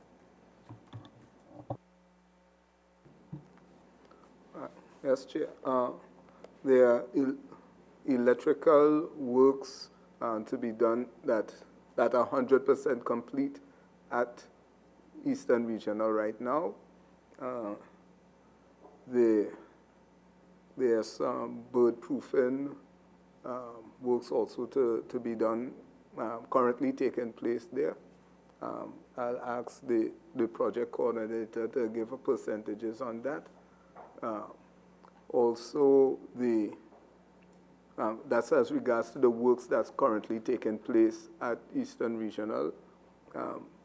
Apart from that, the condition of the facility is in good condition. We have we have some maintenance issues, as with all facilities, regarding some plumbing, etc. But we're taking care of those. Okay, so could I ask you, because maybe because this was not identified as a specific item in the questions that we sent me, make an answer, fulsome answer, a bit difficult because maybe you don't have the information at hand. So if we could get in more specific details the question with respect to the status and condition of the indoor hockey facility, which you call the Eastern Regional Facility. Certainly, Chair. Just one matter of note, it's not an indoor hockey facility, Chair. It's simply an indoor facility. What operates inside is it's a wooden floor. Right. So hockey is done there too, among other things. That's what you're trying to tell me. Hockey does not take place indoor at that facility. So only outdoor. Okay, so let me ask. Does indoor hockey take place anywhere? At the Woodbrook Youth Facility. That falls under whom? Sport company. Okay, so I'll ask sport company about that. And just let me, while I have Ministry of Sport here, just want to ask the CEO about the non-profit sporting organizations. I believe your allocation was $11 million this year? Yes. Yes? And I see this would be grant funding. This would be grant funding would be given. It's a grant. Yes. Yes? And I see it's been given to 68 different organizations. Do I take it that all these organizations would be involved in sports? Or they are either sporting organizations or they would have organized sporting events, and they would have requested grant funding from the ministry.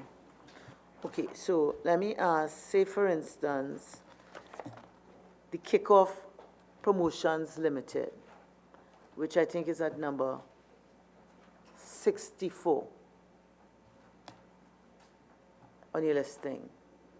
Could you give me an idea of what kind of the amount they would have been given and what would have been the criteria for them to qualify?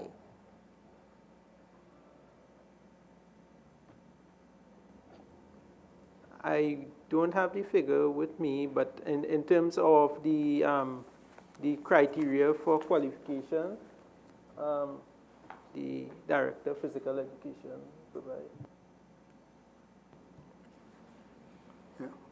Good afternoon again, Chair. Right. Organizations that apply to the ministry for grant funding goes through a particular process, some of which we would have provided for you previously. Or we also, through our sport officers, would visit and examine what, if it is an ongoing activity, for example, we would visit the activity to ensure that it's activity that actually is taking place.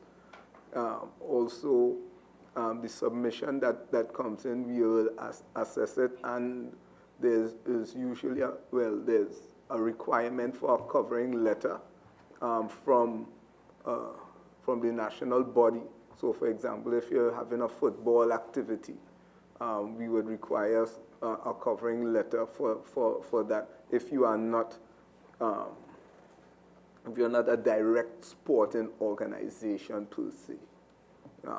We also have service level agreements for organizations, so regards to follow-up action after the event to ensure that we get all our documents in, subsequent bills, etc., so that the funding that was given, it's not general funding, it's specifically targeted to an aspect of the activity.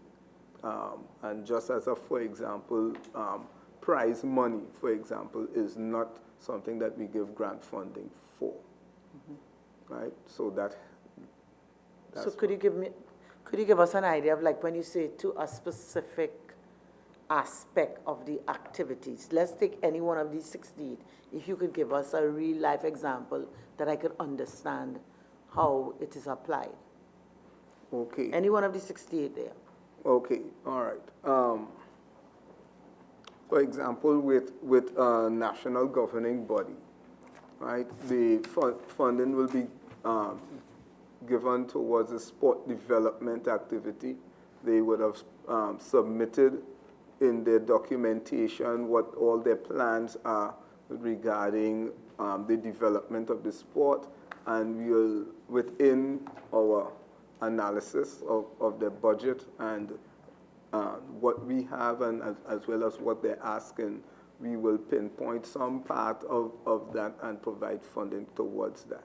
Right. So let's go back to the example I have, like Kickoff Promotions Limited. Right. That's not a national governing that's body. not a national governing body. And from the name of it, it does not appear to be a sporting entity. Right. Okay, if you could give me an example when you say it wouldn't be like for medals or prizes. Right. No, when I say prizes, no, prize money, right? What the ministry does give funding towards the purchase of medals and trophies. Okay. Usually, well, most of the time branded by the ministry. On some occasions where they're very specialist type of trophies that are given, then it's a little different there, but there's always that Ministry of Sport and Youth Affairs branding present there. With regards to an organization such as Kickoff Promotions or even Liquai Edge, where you're hosting a sporting activity, so we would look at what the various components of your budget, and ascertain which parts of it fall within the parameters of what we can give funding to, such as if it's for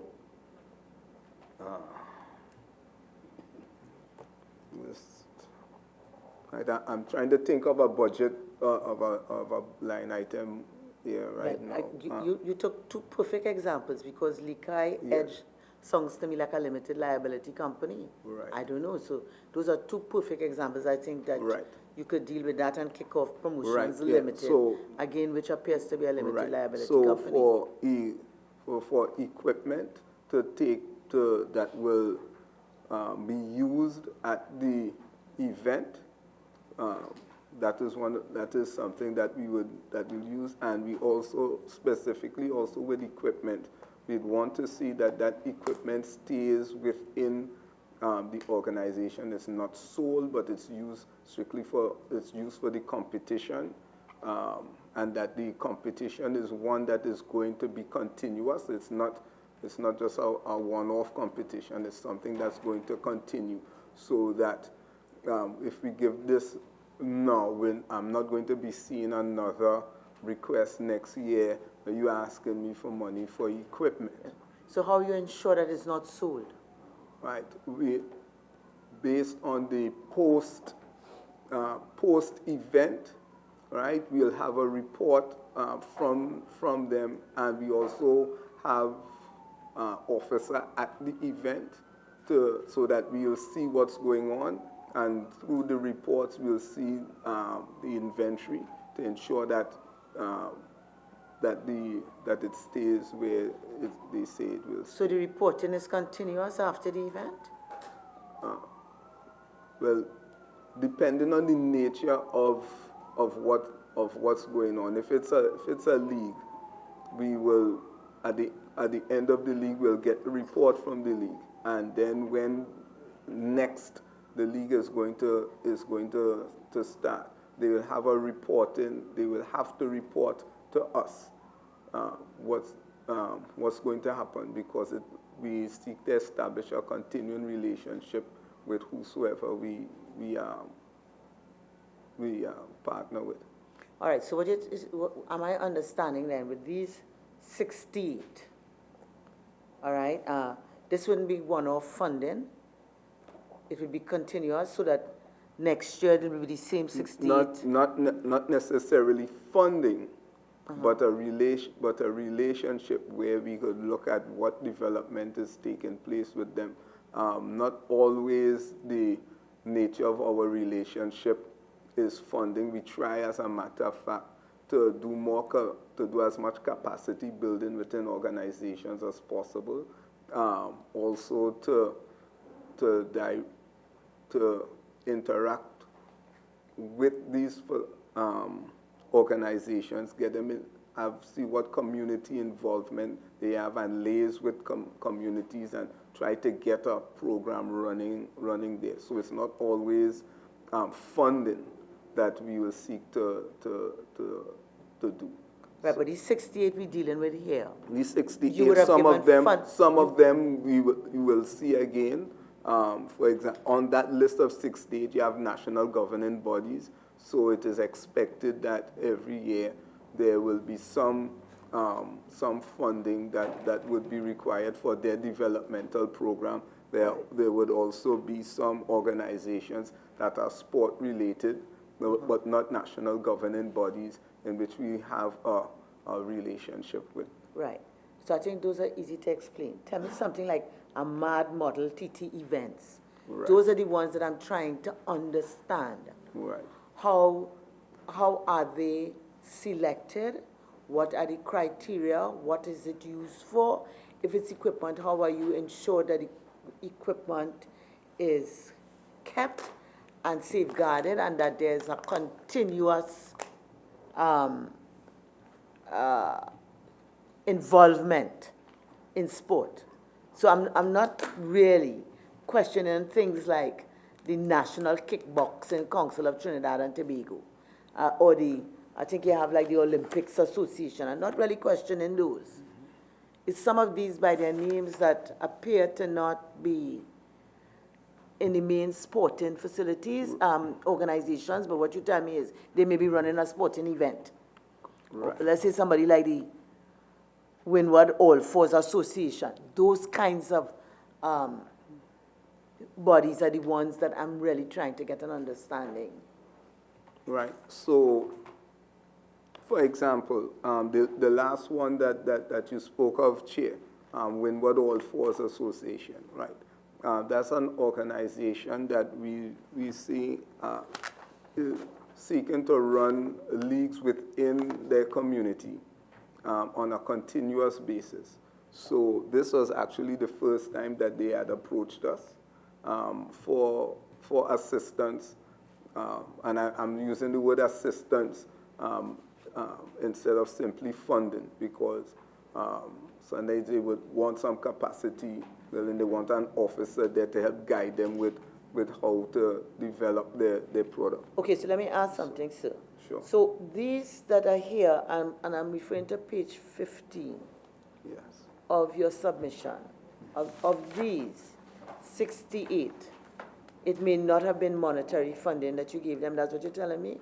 No, these, as would have been asked, they would have all received some form of monetary some sort of funding from the ministry. Okay, so that's why I'm asking the question, how would they qualify? Particularly where you're saying it's a first-timer. Right. Okay. Right, so that there's no history of sustainability, of continuity. Right. So, how do these qualify? Right, so they would have to be registered, that organization would have to be registered with the Ministry of Legal Affairs. We would have to go on the ground and see what is going on with them, ask questions within communities. If it's a new organization, on many occasions, you have organizations that have been working beforehand, but they've not approached the ministry before. So we'll be able to go in and get some sort of background on them that way. And so that's through their submissions and our own groundwork, we'll be able to identify, okay, yes, these are organizations that are viable, real organizations, and not just a person with a good printer and send something into the ministry. Okay. So let me ask something. The Tobago Hospitality and Tourism Institute, I guess this is Tobago-based. Yes. Yes? Would you, in terms of having assessed them for grant funding, have checked to see whether they would have obtained funding from the Tobago House of Assembly, one of the divisions, the sporting division of the Tobago House of Assembly? Yes, Chair, we will have communicated with the sport division at the THA directly, and they would indicate to us what level of assistance, if any, they would have been given, and what type of assistance would be given, so that will help shape what we would do on our side. Okay, so you look for areas of duplication or not? Of course, yes. Areas of, and we do not. It is a hard practice. We do not give funding for something that they would be doing. Okay, so the Tobago Hospitality and Tourism Institute, this would have been for an event or for some continuous league that they have? I can't say offhand right now, okay. Chair, but I could get that information. Right, and could you say offhand if they got any funding from the Division of Sport in the Tobago House of Assembly? I can't say offhand for what, but I could say that we would not have duplicated our funding efforts for that. Okay, let me ask something. As far as the PS, as the accounting officer, how do you assess if there is value for the money that you're going to fund in terms of the project?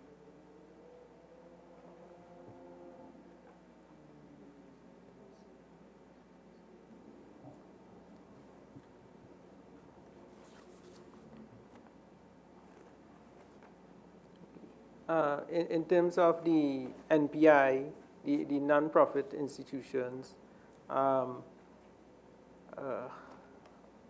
is a process where an application is made and an evaluation is done by the Physical Education and Sports Division, and then based on their investigations, they make a recommendation, and that recommendation, I have discussions with the director in terms of the impact and the sustainability, and once it meets the criteria, and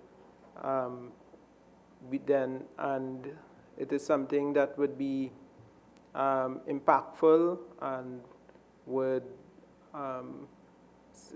sustainably develop a particular sport or a community event or so, then we will recommend it to go forward to Minister for approval. Okay, so your criteria for value for money would be sustainability and impact.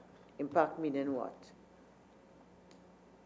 Well, like the beneficiaries, like it would benefit the youths in a community. If there was a special event that would facilitate, say, for example, crime prevention or something like that, we would take all of those things into consideration. Okay, and if it came to the purchase of some form of equipment, how do you ensure value for money? Because I think I understood the officer to say sometimes it might be for the purposes of purchasing some sort of equipment or something like that. I think I heard that. How would you interrogate his recommendation to ensure that there's been value for money? There is a process where when we give funding, there is what is called a SLA, a service level agreement, where there's certain commitments that are made in terms of the use of the equipment. And this is signed by the ministry and the organization receiving the funding. Okay. And in terms of the acquisition of the equipment, how is that done? The acquisition of the equipment,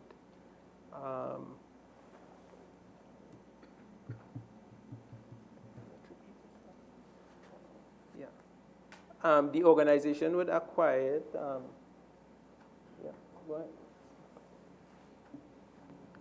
The Director of Physical Education.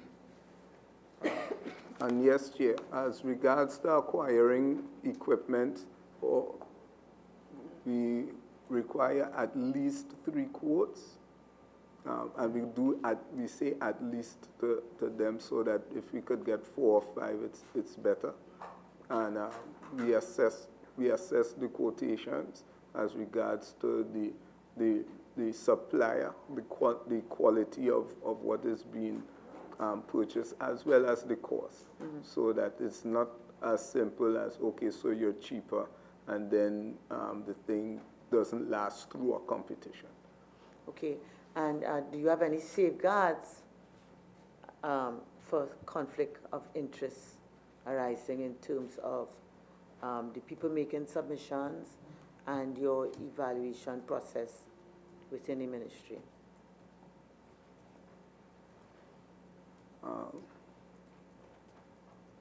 I'm not quite sure I understand what you mean by between the persons making the submission and the process. Well, in terms of the applicants for the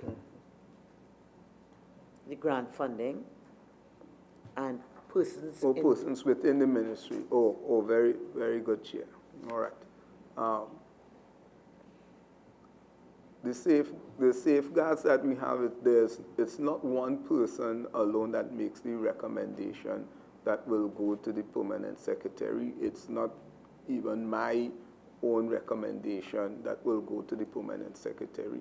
It goes through a process of a committee of sport officers, headed by the sport officer too, and they will present a recommendation that will then go to the assistant director, who would look at it, then to me, and then send it up to the permanent secretary, so that there's several eyes on it, and no one single person will influence the recommendation that will go forward. And therefore, if there were a possible conflict, your panel, are there rules that governs what your panel or member of your panel does? We know if there is, people know that they will have to recuse themselves, for example, if they are known to the applicant or to a supplier. Okay. Have you had any instances of that within this fiscal year? Not for this fiscal. You haven't had any instances of that? Okay. Member Mark? Mr. Director, I just wanted to ask the permanent secretary, are you aware that on the 23rd of April, 2019, an act of Parliament known as the Non-Profit Organization Act was assented to by the President of the Republic and is now law in Trinidad and Tobago as of April of this year? And may I ask also whether you are aware that under Section 5(1) of that act, it says, and I quote, "A person shall not operate a non-profit organization in Trinidad and Tobago unless that organization is registered under this act. And a person who contravenes this section commits an offense and is liable on conviction, on indictment, to a fine of $50,000 and to imprisonment for 7 years." Now, you have 68 organizations that you have provided to us who are receiving monies. And when we divide, on average, 68 by 11 million, we are getting an average of about 162,000 per person.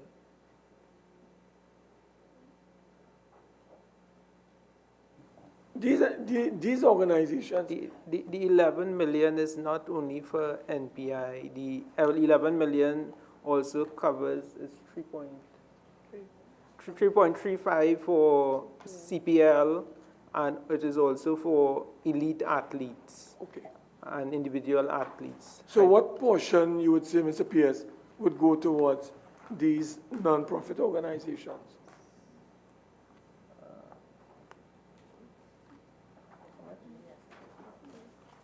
$3.5 million. 3.5 million. I am told by the Director of Physical Education it's around 3.5 million. About 3.5. Can you provide to this committee a breakdown of the contributions to each of these organizations for 2019 thus far? So in other words, from 1 to 68, can you provide to this committee how much each organization would have been allocated? And at the same time, can you provide to this committee the organizations that received funding from the Ministry of Sport and Youth Affairs for the period 2016, 17, and 18, and the amounts that they received? But I would advise you, Mr. Permanent Secretary, that you should familiarize yourself with the law, because I don't believe that these organizations are registered. I think some of them are. As the Honorable Chair indicated, where you see limited, we know that they are legally incorporated. But where they are not, where they are not legally incorporated, then they would fall under the law. And I'm just bringing that to your attention for whatever it's worth. Senator Mark, if you just permit me, just let me get a little clarification. Pierce, I'm not sure that I understand, and I want to be clear. So what you're saying is that 00529, contribution to non-profit institutions, sporting organizations, is not only, even though described as that, it is not just only used for non-profit institutions, sporting organizations? That is correct. Cabinet had agreed, I think it's DPS, Arno can give the details in terms of the amount. But over 3 million, is it 3 or 6? 7 million? Okay, 7 million per annum is for CPL. And we have paid half of that already for this fiscal. 3.35 million, and also that for that line item, elite athletes are also paid in terms of from that particular vote as well. So that's by a cabinet note, you said? For the for CPL, yes. Okay. Yes. So could you give us some details of that, the date of the note, the number of the note and so on? And you say out of that, the elite athletes are also paid. What is that, their stipend?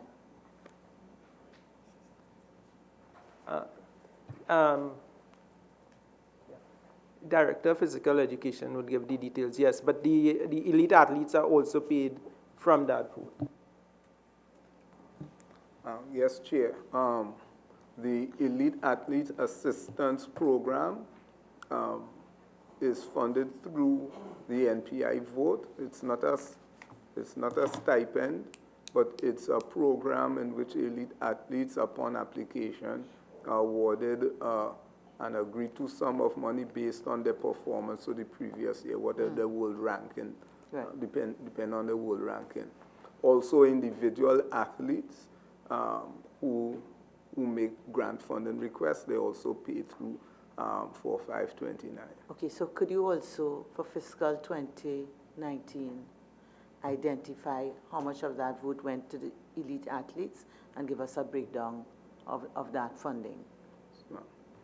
All right, Member Dion Ryan. Thank you, Madam Chair. I'm looking at the draft estimates for recurrent expenditure, and I'm seeing that the underline item 27 under general administration, there's an amount allocated for official overseas travel as $800,000, and it is a $700,000 increase from the revised estimate of 2018. Could you give me some reasons as to why such a drastic increase?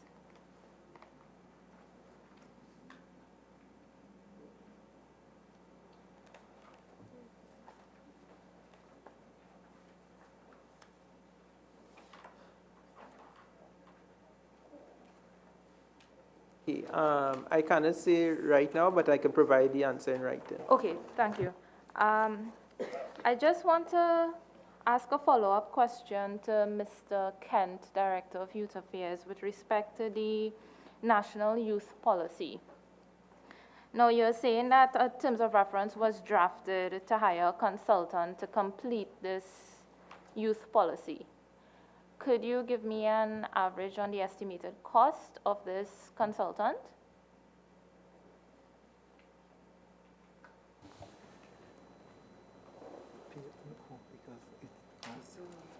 The advertisement is out right now, inviting bids, so it may not be feasible to see what are the figures we would have worked out based on the scope of works.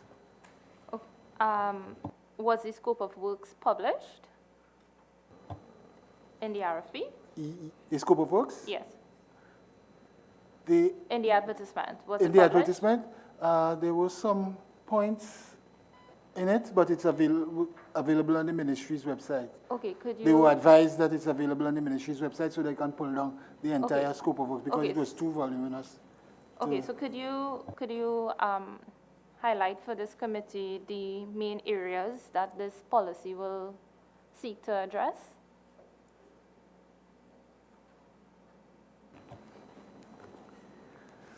The policy would, from our technical standpoint, would be premised on the government's strategic development plan, Vision 2030, and the regional and international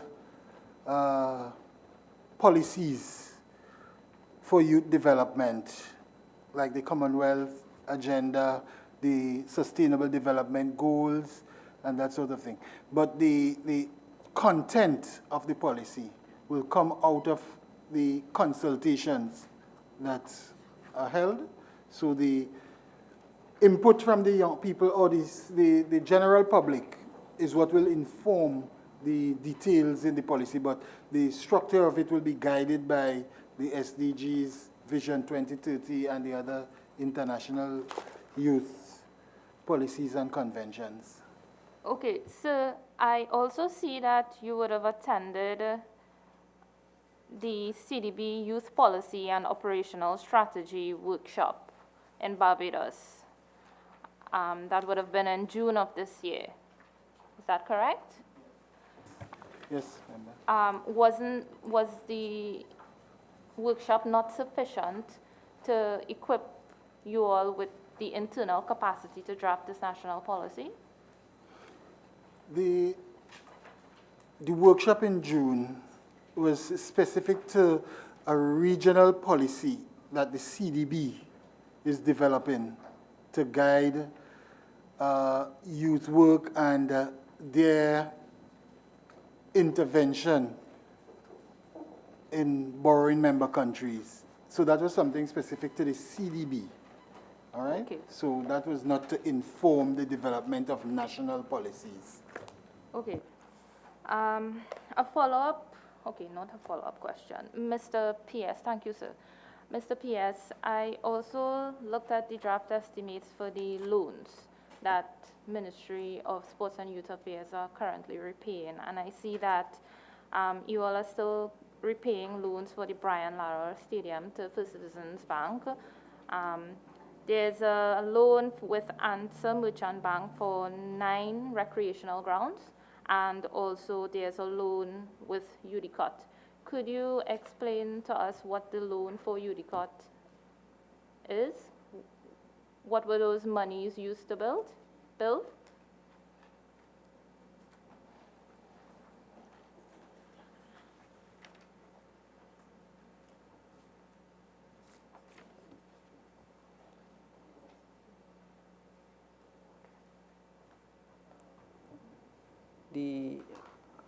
The accounting executive will provide the answer. Good afternoon. Good afternoon. I could speak on the loan concerning the Brian Lara Stadium. The last payment for that loan will be made this month, in September. And the other loan, the 90 million loan, that is, we started that loan, I think, in 2016. So we have a 10-year period to pay off that loan. And what about the loan for Answer Merchant Bank with respect to the recreational grounds? That is a 30-year loan, and I think we just started that loan, so we have quite a while to repay that loan. Okay.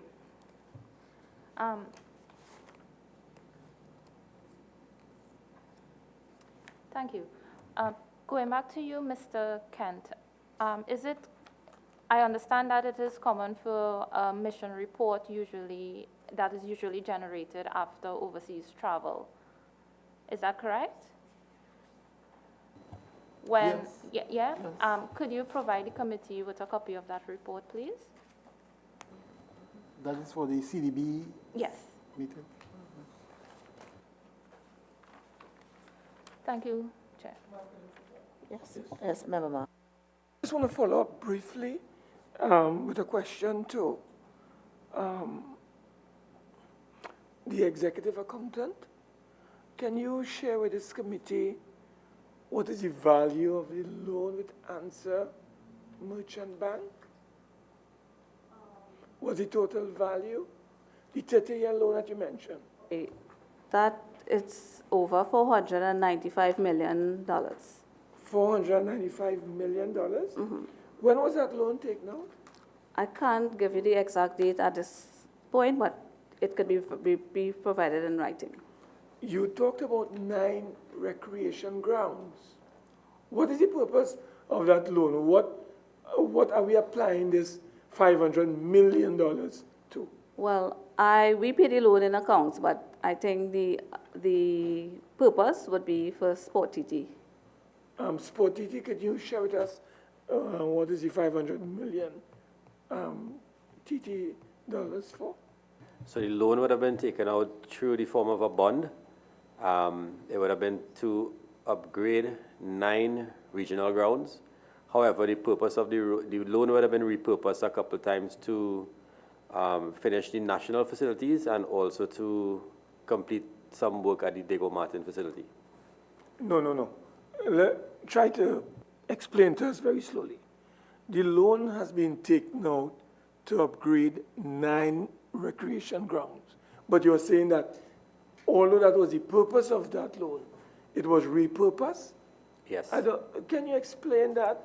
So initially when the loan was taken out, they would have identified 9 regional grounds, or what they call regional grounds, which is bigger than a local ground. Can you identify those 9? I could provide the 9 in writing. In writing, cool. Right. Over the course of the loan, the purpose of the loan would have changed, and the funding from the loan would have been repurposed to complete the national facilities, which is the aquatic, Sani Grande, the cycling velodrome, and the racket center. And then subsequent to that, it would have been repurposed again to complete the Diego Martin sporting facility. But who would have been, I'm a bit confused. If the loan is for a specific purpose, and that is so identified, who would have repurposed it once, and who would have repurposed it twice? Was it the Ministry of Sport that would have done that? Who would have done that? I believe it would have been Cabinet. Cabinet would have repurposed the loan? Madam Chair, can I ask through you, could we get a copy of the this document governing this amount of money, $500 billion? And Madam Executive Accountant, can you tell this committee when that loan, exactly when we signed for that loan this year, because you said it was recently taken out? Was it in 2019, 2018, 2017? When? I can't give that date at this point, but we could provide it in writing. Yeah, but can you submit the loan document to this committee? Yes. Thank you. Thanks, Madam Chair. So, Mr. Pierce, I just wanted to ask just some questions on your budgetary allocation. I see under sub-item 37, janitorial services,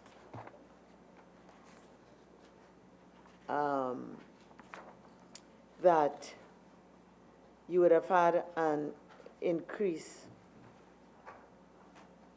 in your allocation, and it was indicated that it was to clear the arrears from the previous year.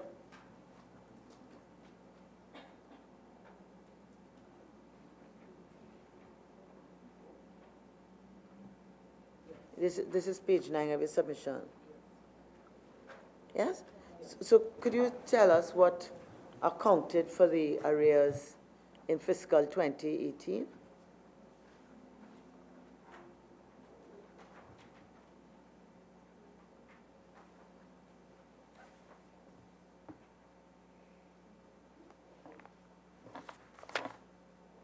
The accounting executive will provide the answer. Okay. Can I hear the question one more time? I'm referring to janitorial services under sub-item 37. And you're saying that there has been no decrease in expenditure this year, but there was some arrears from the previous fiscal. I just want to get an idea of how that arrears from the previous fiscal occurred. Janitorial services pertaining to what sub-item 37? Yeah, 37, but under which item? We have okay, different so divisions. If you look at page 9 of your submission, because you do have it 2 places, and I'm going to ask in both places. So you have it for youth centers, okay, right, which would be on page 12.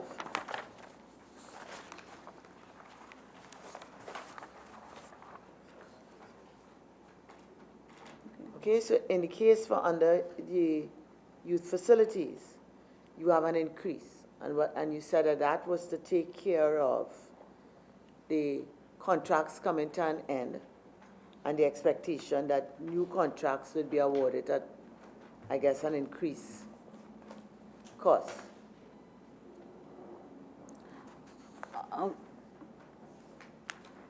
Well, the increase would be to pay off previous year bills that were not submitted in the current year. What happened, because the bills come from the various divisions, they sometimes don't reach the accounting unit to meet the September 30th deadline. Right. So this that you're referring to, is this would be the one janitorial services youth facilities? Yes. All right, because I understood it to say that the increase in the estimates in fiscal 2019 was related to increases that may occur as a result of awarding new contracts. That's what I'm reading here. So what I wanted to ask is if new contracts were awarded and whether in fact they were at higher fees. So I don't know if we're reading the same thing. This is at page 12.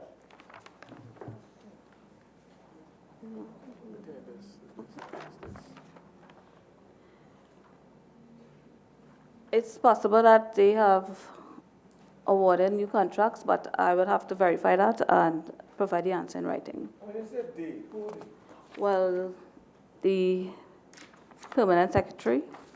Permanent secretary? Yes. Well, then the permanent secretary should be in a position to let us know if he in fact awarded new contracts. This is under youth centers. Yeah, and as I say, it's page 12 of your submission.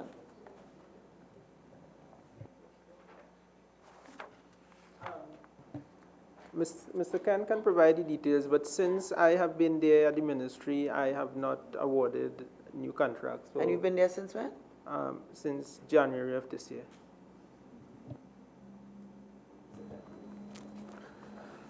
Chair, as it relates to the janitorial on page 12, the increase here, because of the fact that the contracts expired in December 2018, we had catered for new contracts to be issued, but no contract has been issued as yet, so we continue with a monthly arrangement on a month-to-month basis. On the same value. So it would mean that you have we may have savings there, or because of the shortfall in other areas, the monies may be transferred or fired accordingly. All right, so that could you confirm that in writing to us with respect to the status of that vote?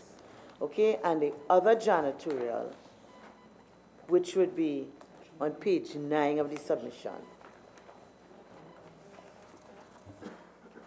And this is really now, I would think, your head office.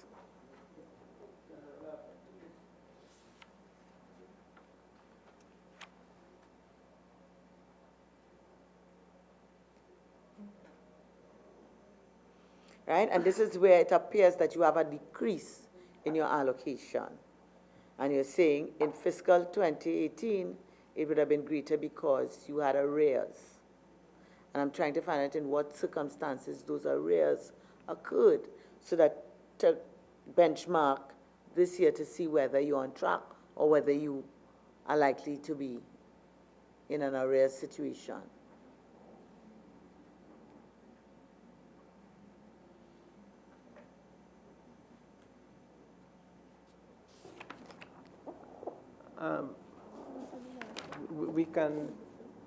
We can provide that answer in writing because we don't have it here. But I mean, you would have prepared this statement. This is not something that is out of the extraordinary. How has the decreased expenditure allocated to janitorial services impacted the maintenance of the ministry's facilities? And you're saying there was no decrease in expenditure. And the reason why the allocation seems less is because there is. Right, so there was from what I'm understanding is that there was an arrest from the previous year as to how that arrest occurred. I was not at the ministry at the time. I'm asking my DPSs if they are aware, and they are not aware, so we will have to check with our records and the officers who were there and provide it in writing. Okay. And as we speak today, your allocation is sufficient to meet your obligation for the janitorial services, the contracts for your janitorial services for general administration? Yes, it is. Okay, thank you very much. Okay. Anybody else? Okay. Mr. Member Pierce, Mark. who are our providers as it relates to janitorial services? Is it MTS? The sport company or the PS? No, at the head office.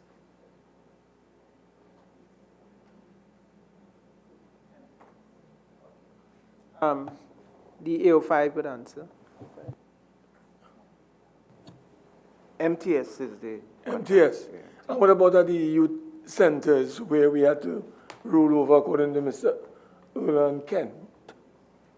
Is it the same MTS or is it some other company? There are different companies, including MTS. MTS is at most. How many companies are involved? Are those 12 centers that you had to roll over on a month-to-month basis? Approximately 3 or 4 companies in total. Can you provide us that in writing? Yes, that can be And provided. what about the sport company? Who does your janitorial services? We have MTS, and we have about 3 more contractors for the various facilities. Yeah, who are they? I could name 2. I'll provide all in writing. Island Cleaning and TNT Carpet, and actually Century 21. How long they came on board? Under your watch? We inherited those when the indoor facilities were transferred to sport, I believe, in 2013. Okay. Mr. P.S., are you aware that there are some security and safety concerns at the aquatic center and the velodrome where you have a number of cameras? I think it's over 43 cameras, but they are not manned. They are just left in abeyance. And we understand there are only 5 MTS security officers to monitor and engage in surveillance to ensure that our property, our collective property, is not tampered with. Can you explain to us what has led to this breakdown where we have cameras, very expensive cameras there, and no one to man the operations on a security basis? And this has been going on for some time now. Can you share with us, first of all, why is that so? And secondly, what steps are being taken to ensure that those cameras and the monitoring mechanism are in place in the future? Okay, could I attempt to answer that question? Yes.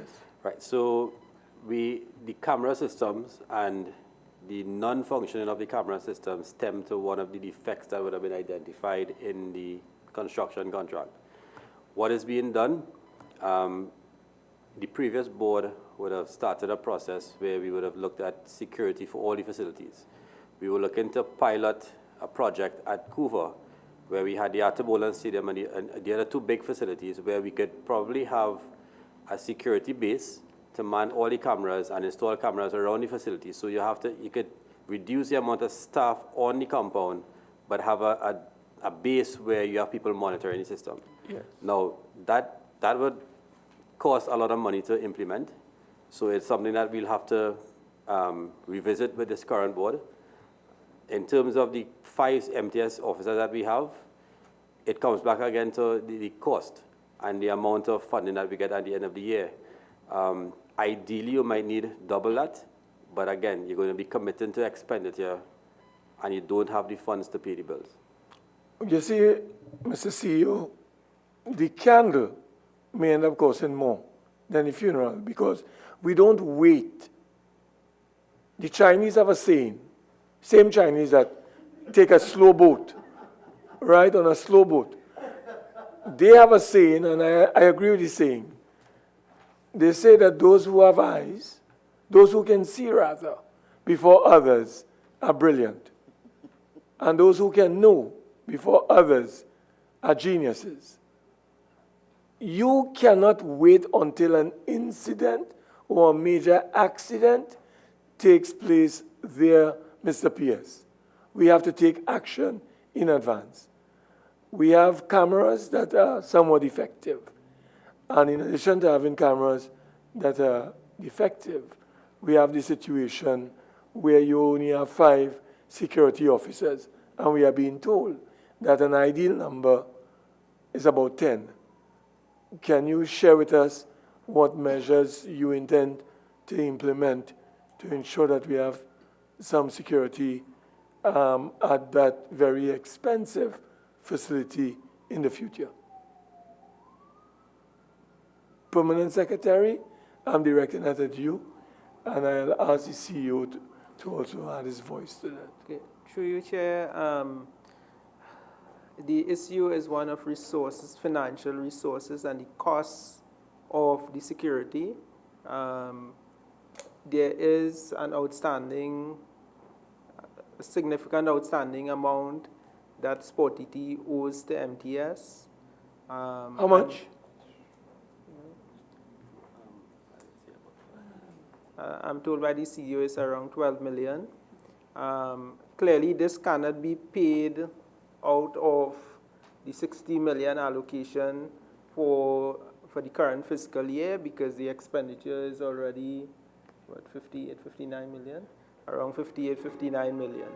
So it has to come out from next year's allocation. It will have to be an arrears. And we plead with the Ministry of Finance for funding so that we can cover these expenditures so that our sporting assets can be maintained and can be properly secured. Turn you over to the CEO to provide his answer.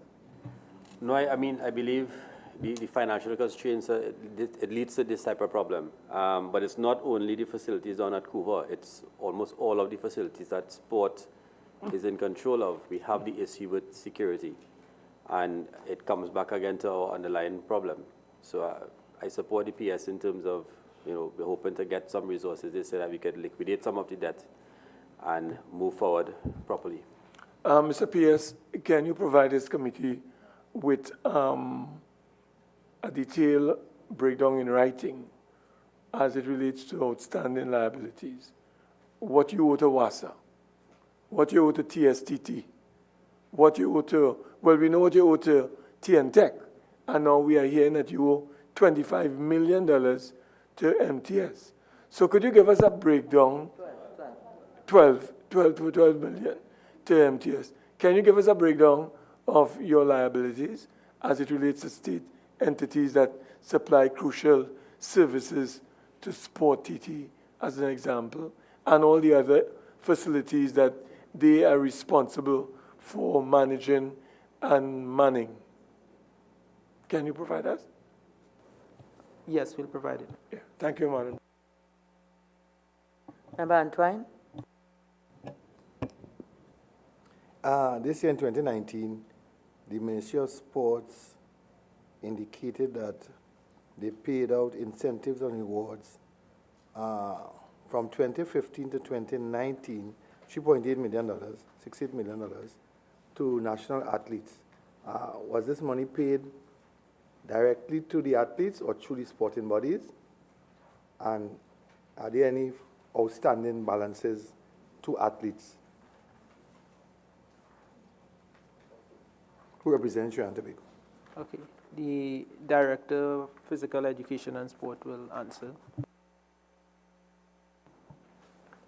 Good day, member. Those sums of money are paid directly to the athletes. I didn't get it. I said No sums or were the sums paid? The sums. The sums, okay. The sums are paid directly to the athletes and not through the national governing bodies. And there are any outstanding sums owed to athletes at all? Have they all been paid out?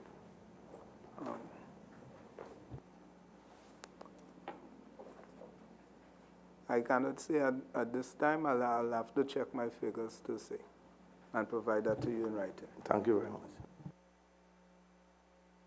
And CEO, just may I ask, in terms of the youth development and apprentice centers, I see that a cabinet minute of the 22nd of August 2019 transferred these centers to the Ministry of National Security. That is with effect from what date? The cabinet decision did not indicate a specific date, but we are meeting. In fact, this morning we have met with Ministry of National Security, and we are working on the transition. Okay, so would I be correct in saying that since September 2018, these centers have not been operational?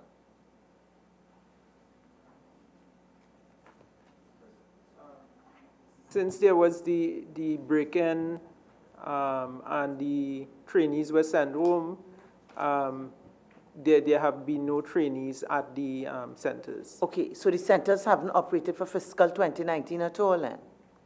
No, there have been no trainees at the center. There have been no trainees. Now I notice you're making a distinction between my saying not operating and no trainees. And therefore maybe you could explain that. Because there was a security issue, there was physical work being done in terms of putting a perimeter fence, in terms of putting cameras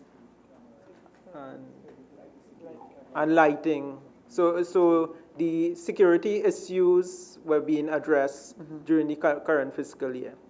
Okay, and those security issues would not have come from either the training vote or the food at institutions vote?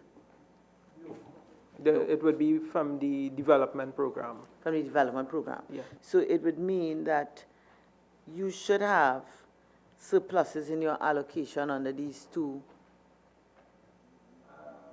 sub-items. I am being advised by the A to know, and she can probably explain the rationale. Yes. The allocations under those sub-items has been wired to other votes that had shortfall. Okay. All right. And in terms of, therefore, you had no trainees. Were there any staff other than the people who were doing the infrastructural work on the premises? Yes, there would be other staff. There'd be other staff? Yes. So that their payment, their salaries or their wages would not come under either of these two votes? No. No? Okay, and just explain to me, because I know it is no longer your baby, so to speak, but in terms of page 14, when you say the primary beneficiaries of food at these institutions would be the trainees, are there other beneficiaries?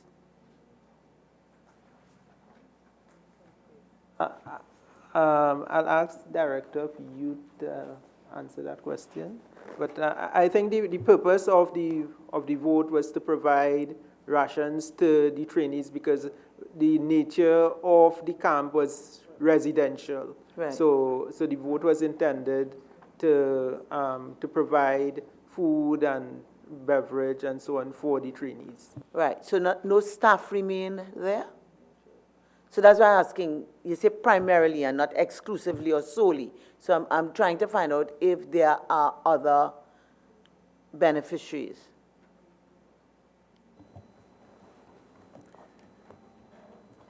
When the camp is operational, Madam Chair, the assistant camp directors who work overnight with the trainees and all they also will get a meal. Right, When the meal is served, the camp director too, and of course, the cooks who prepare the meal. Okay, sure. Right? Yeah. So I understand primarily in that sense. Yeah. Okay, and that's the reason why I asked. And therefore it means that with the camp not being operational, you would not have had any expenses under that at all. Okay. So I know we have a number of other questions which we'll send to you all in writing, but it is now 6 o'clock, so I would like to bring this part of the meeting to a close and suspend the meeting. I just want to invite the acting PS to make any closing statements he would like to make, and also if he takes that opportunity, if he would like to suggest any ways that he thinks that the committee could help him to realize the mandate of the Ministry of Sport and Youth Affairs.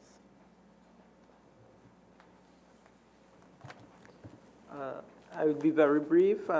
Thank you, Chair. The Ministry of Sport and Youth Affairs thanks the Public Administration and Appropriation Committee for this opportunity. And we look forward to your suggestions in terms of improving internal controls at the ministry, specifically in relation to your requests. If you all can help us in any way, then I suppose one of the ways is that if you all have influence in terms of financial resources that can be allocated to the ministry and to the sports company, especially to cover our outstanding bills and to ensure proper maintenance of our very valuable sporting assets, then we would very much appreciate this. Thank you very much. Thank you. Thank you, PS. And I want to thank you, PS, and your deputy PSs and the other officials from the Ministry of Sport and Youth Affairs, the chairman of Sport Company of Trinidad and Tobago, the chief executive officer, and the head of projects. I want to thank the media, and I want to thank the members of the listening and viewing public who have remained with us for participating in this conversation. It has been really been revealing, okay, the challenges, and hopefully with all of us putting our heads together, we will realize the dream for the people of Trinidad and Tobago. I want to wish you all a safe journey home, and I now therefore suspend this meeting. Thank you very much.